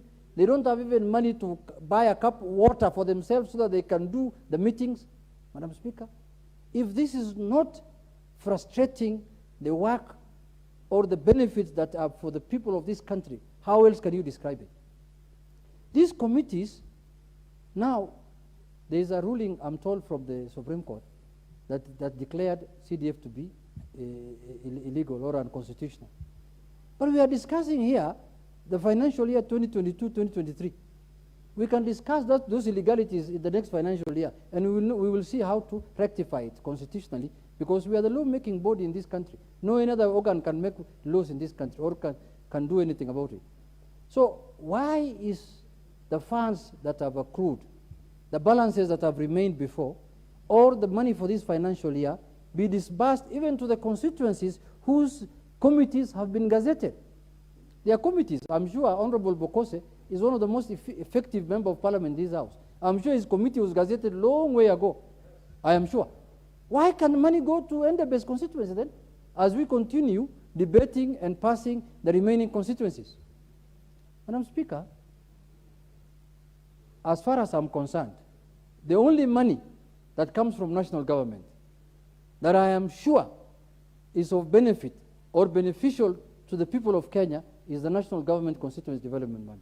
You can say anything you want. People like abusing members of parliament. People like tarnishing their names. You will never see a member of parliament sitting in a committee of CDF discussing CDF funds. But you will see many people in many constituencies, in all constituencies, that have benefited from the CDF funds, either in terms of bursary or building of schools, building of classrooms, building of dining halls, building of roads leading to schools, all kinds of things, Madam Speaker. So, Madam Speaker, it is my humble request, that monies should be disbursed so that these committees can start working as fast as yesterday, Madam Speaker. People are really suffering. People are, when you see the news nowadays, you will see counties just lamenting that they have not received their funding from the national government. But this one is one fund that has the least administrative cost in this country. Over 90% of monies disbursed through this fund reach the people of Kenya directly. It touches the lives of people in this country, Madam Speaker. So why I am talking like this is because I don't want to be seen, or I don't want Parliament to be seen to be engaging in an exercise that will not bear fruit. Once we pass this motion today, once these committees are gazetted, then monies must follow. Monies must go down to the countryside. Monies must go to the constituencies so that these committees can function, children can go back to school, schools can get. Now, there's a big problem in this country as we speak today. This thing called what? CBC. Children are moving from lower school to senior school, or whatever it's called, upper school. As we went to 844, so this grade something, Madam Speaker. There are no classrooms. Those children are supposed to attend those classes in their primary schools. They are not going to those boarding secondary schools where all of us went. They are supposed to graduate in their own primary school, from lower school from junior school to senior school. They don't have classrooms to go to. The only fund that could provide classrooms for them is CDF. You are not disbursing the money for CDF. Where will you get the classrooms from? Unless you want these senior school to be taught under trees in the whole republic. So people will realize that the work that CDF is doing is much, much bigger than even the amount of money that is disbursed by the government. So, Madam Speaker, in conclusion, I want to urge the House to stand firm. We are facing a recess in the next 2 weeks, and we are going to interact with our constituents for the next 2 months, from December, January, almost 2.5 months. Those people require services. Those people require attention. Those people require help. Those people require their children to go back to school. So I am urging this House, within this month, those constituencies whose committees have been gazetted must be funded without any delay. With those few remarks, Madam Speaker, I support. Thank you. Thank you, Minority Whip. Member for Molo, Kuria Kimani. I thank you very much, Honorable Speaker, for this opportunity. First of all, I'm happy that this list has been tabled here today, and I'm happy that Molo constituency is one of the first constituencies where we are going out that we're going to approve our nominees for our GCDF committee that lead to their gazettement. Madam Speaker, you just acknowledged a few minutes ago the presence of students from Tuli Secondary School. Those students, Madam Speaker, came here with a school bus that has been purchased through NGCDF funds for the last financial year. Considering the humble background in which those students come from, Madam Speaker, ordinarily, those students will never afford to take a trip to come to Parliament, to take a trip to do a career visit to Kenyatta University like they did earlier today, Madam Speaker. And that therefore demonstrates just how important this fund is and how important it attaches directly to the lives of our constituents. As other honorable members have said, it's becoming difficult, Madam Speaker, to engage with our constituents because everyone is asking us, Mheshimiwa, quote unquote, when are we getting bursaries?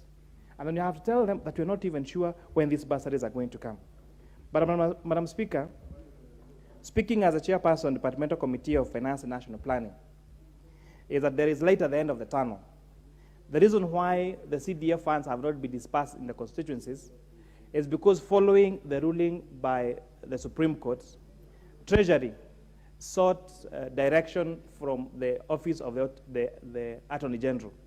And Madam Speaker, I want to inform this House that the Committee on Finance will make sure that we fast track the response by the Auditor General, we'll fast track the response from the Attorney General so that these funds now can be dispersed to our constituencies so that work can begin, Madam Speaker.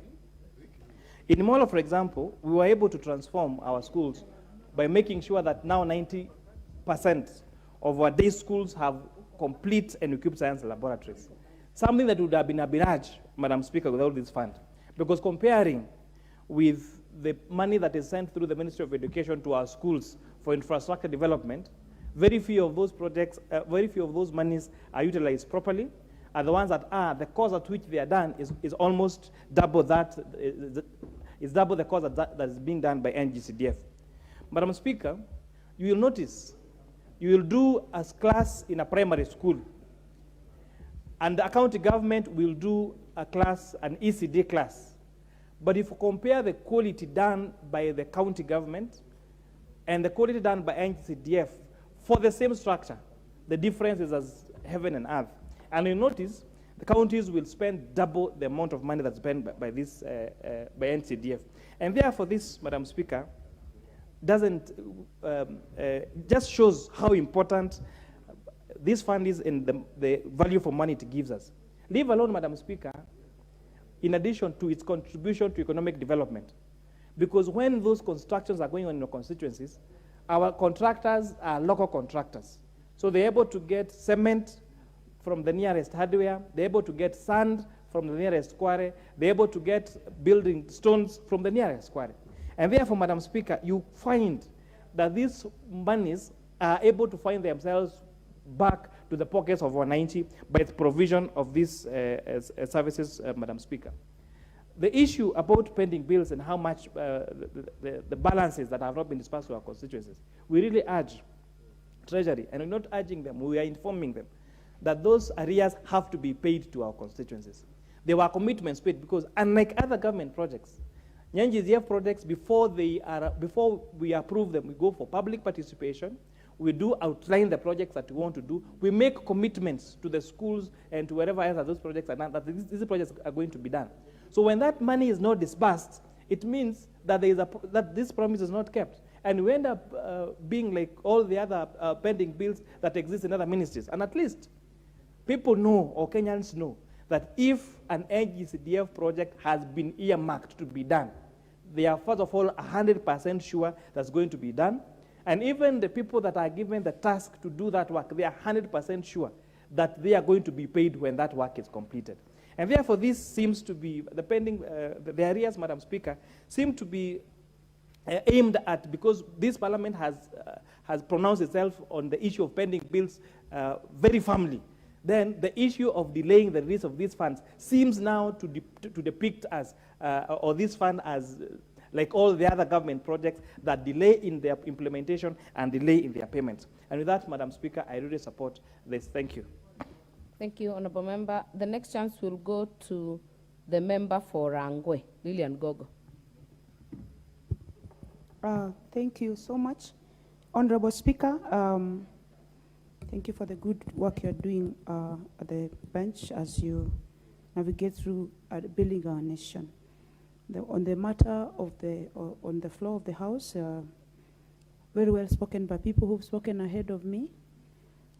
I only wanted to bring to the attention of the Honourable Chair of Finance and MP for Molo, who is my friend, that Honourable, it is important that you talk about not wanting to fast track. This should have been done because this is a matter that was raised even last week. Even the other week, the matter CDF was raised. And in 3 weeks' time, we're still talking about fast tracking. We honestly need this matter CDF expedited and money sent to the constituencies. We need this matter, Honourable Speaker, we need a situation where this money is already at the constituencies. The NGCDF, Honorable Speaker, is money that the government disburses and is felt by the common man. It is felt by the common mwananchi. If there is any work that even our youth do at the ground level, we have a problem with unemployment in this country. And when this money is at the constituency level, it employs our youth when they are doing the structures, when they are doing the roads, when they are working on the buildings, Honorable Speaker. And it also gives equity, Honorable Speaker. It is disbursed to constituencies across board. NGCDF funds is disbursed to every constituency. And I even like the idea that if there is a ward, that there is a constituency that has more wards, more funds will be taken to these particular wards. So I rise to support what is on the floor of the House, but at the same time, I want to insist, Honorable Speaker, that we should not be a House that just keeps talking. We talk, we even threaten we are going to stop the House business, but at the same time, we are just going round and round in circles when we are representing our people. Honorable Speaker, the matter CDF touches the poor of the poorest of Kenyans. From my constituency, Rangwe constituency, it is through CDF since independence that our schools have had to touch on buses. Very small schools that are not able to do funds and even have students in this school go for tours, go for scientific tours, go for music festival, go for drama festivals. It is through NGCDF. And it is not matter school only. NGCDF is for schools and is also for doing work on administration. And we look at government officers, national government officers, Ngao officers. Honestly, Honorable Speaker, our chiefs don't have offices. For some reason, I don't know if the concerned department sent money, but our chiefs and assistant chiefs stay and work from very dilapidated systems. And these are government officers. And from where I stand, this work is done by NGCDF. As I speak, Honorable Speaker, Rangwe constituency had never had a face. And we are now having a modern, an ultra-modern sub-county headquarters that is done through CDF.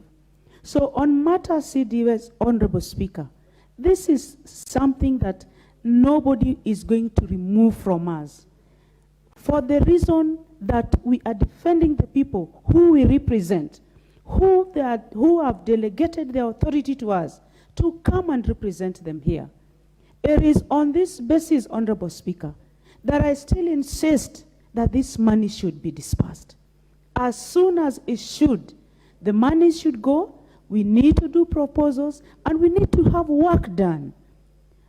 Matters bursary have been raised. Honorable Speaker, I represent a constituency of the rural poor. And if it were not for NGCDF bursary, very, very, very many children would not go to school, they would drop out. And we need this money, and especially that January is coming, to process it through, to have vetting, so that the rightful students who qualify may get this NGCDF bursary. So I support and I say, Honorable Speaker, that as much as possible, the chair NGCDF, who is also my friend and brother, go out of your way and let these monies hit the accounts of the various constituencies so that work and more work can be done. We want to be a working nation. We want to see a difference, Honorable Speaker. We want to be seen to be of concern and of value to the people who elected us. I want to quote the former Speaker of National Assembly, the Honorable Justin, who is now the Attorney General. He said that it is very, very difficult to find somebody behind this door being called an honorable member of the National Assembly. And the single most reason, Honorable Speaker, why we come here is for our people. So all energy and anything, any matter touching on our people should be our single most and serious agenda in this House. So I say, without fear of contradiction, Honorable Speaker, that this matter CDF, Honorable Speaker, we need to work on it, and with the speed that it deserves, and that the money should go to the various accounts of the constituencies so that we can work in support even of the current government that wants to deliver to the people of Kenya. Thank you. I thank you, Honorable Speaker. Thank you, Honorable Goga. The next chance will go to the member for Bomet East, Honorable Richard Yegon.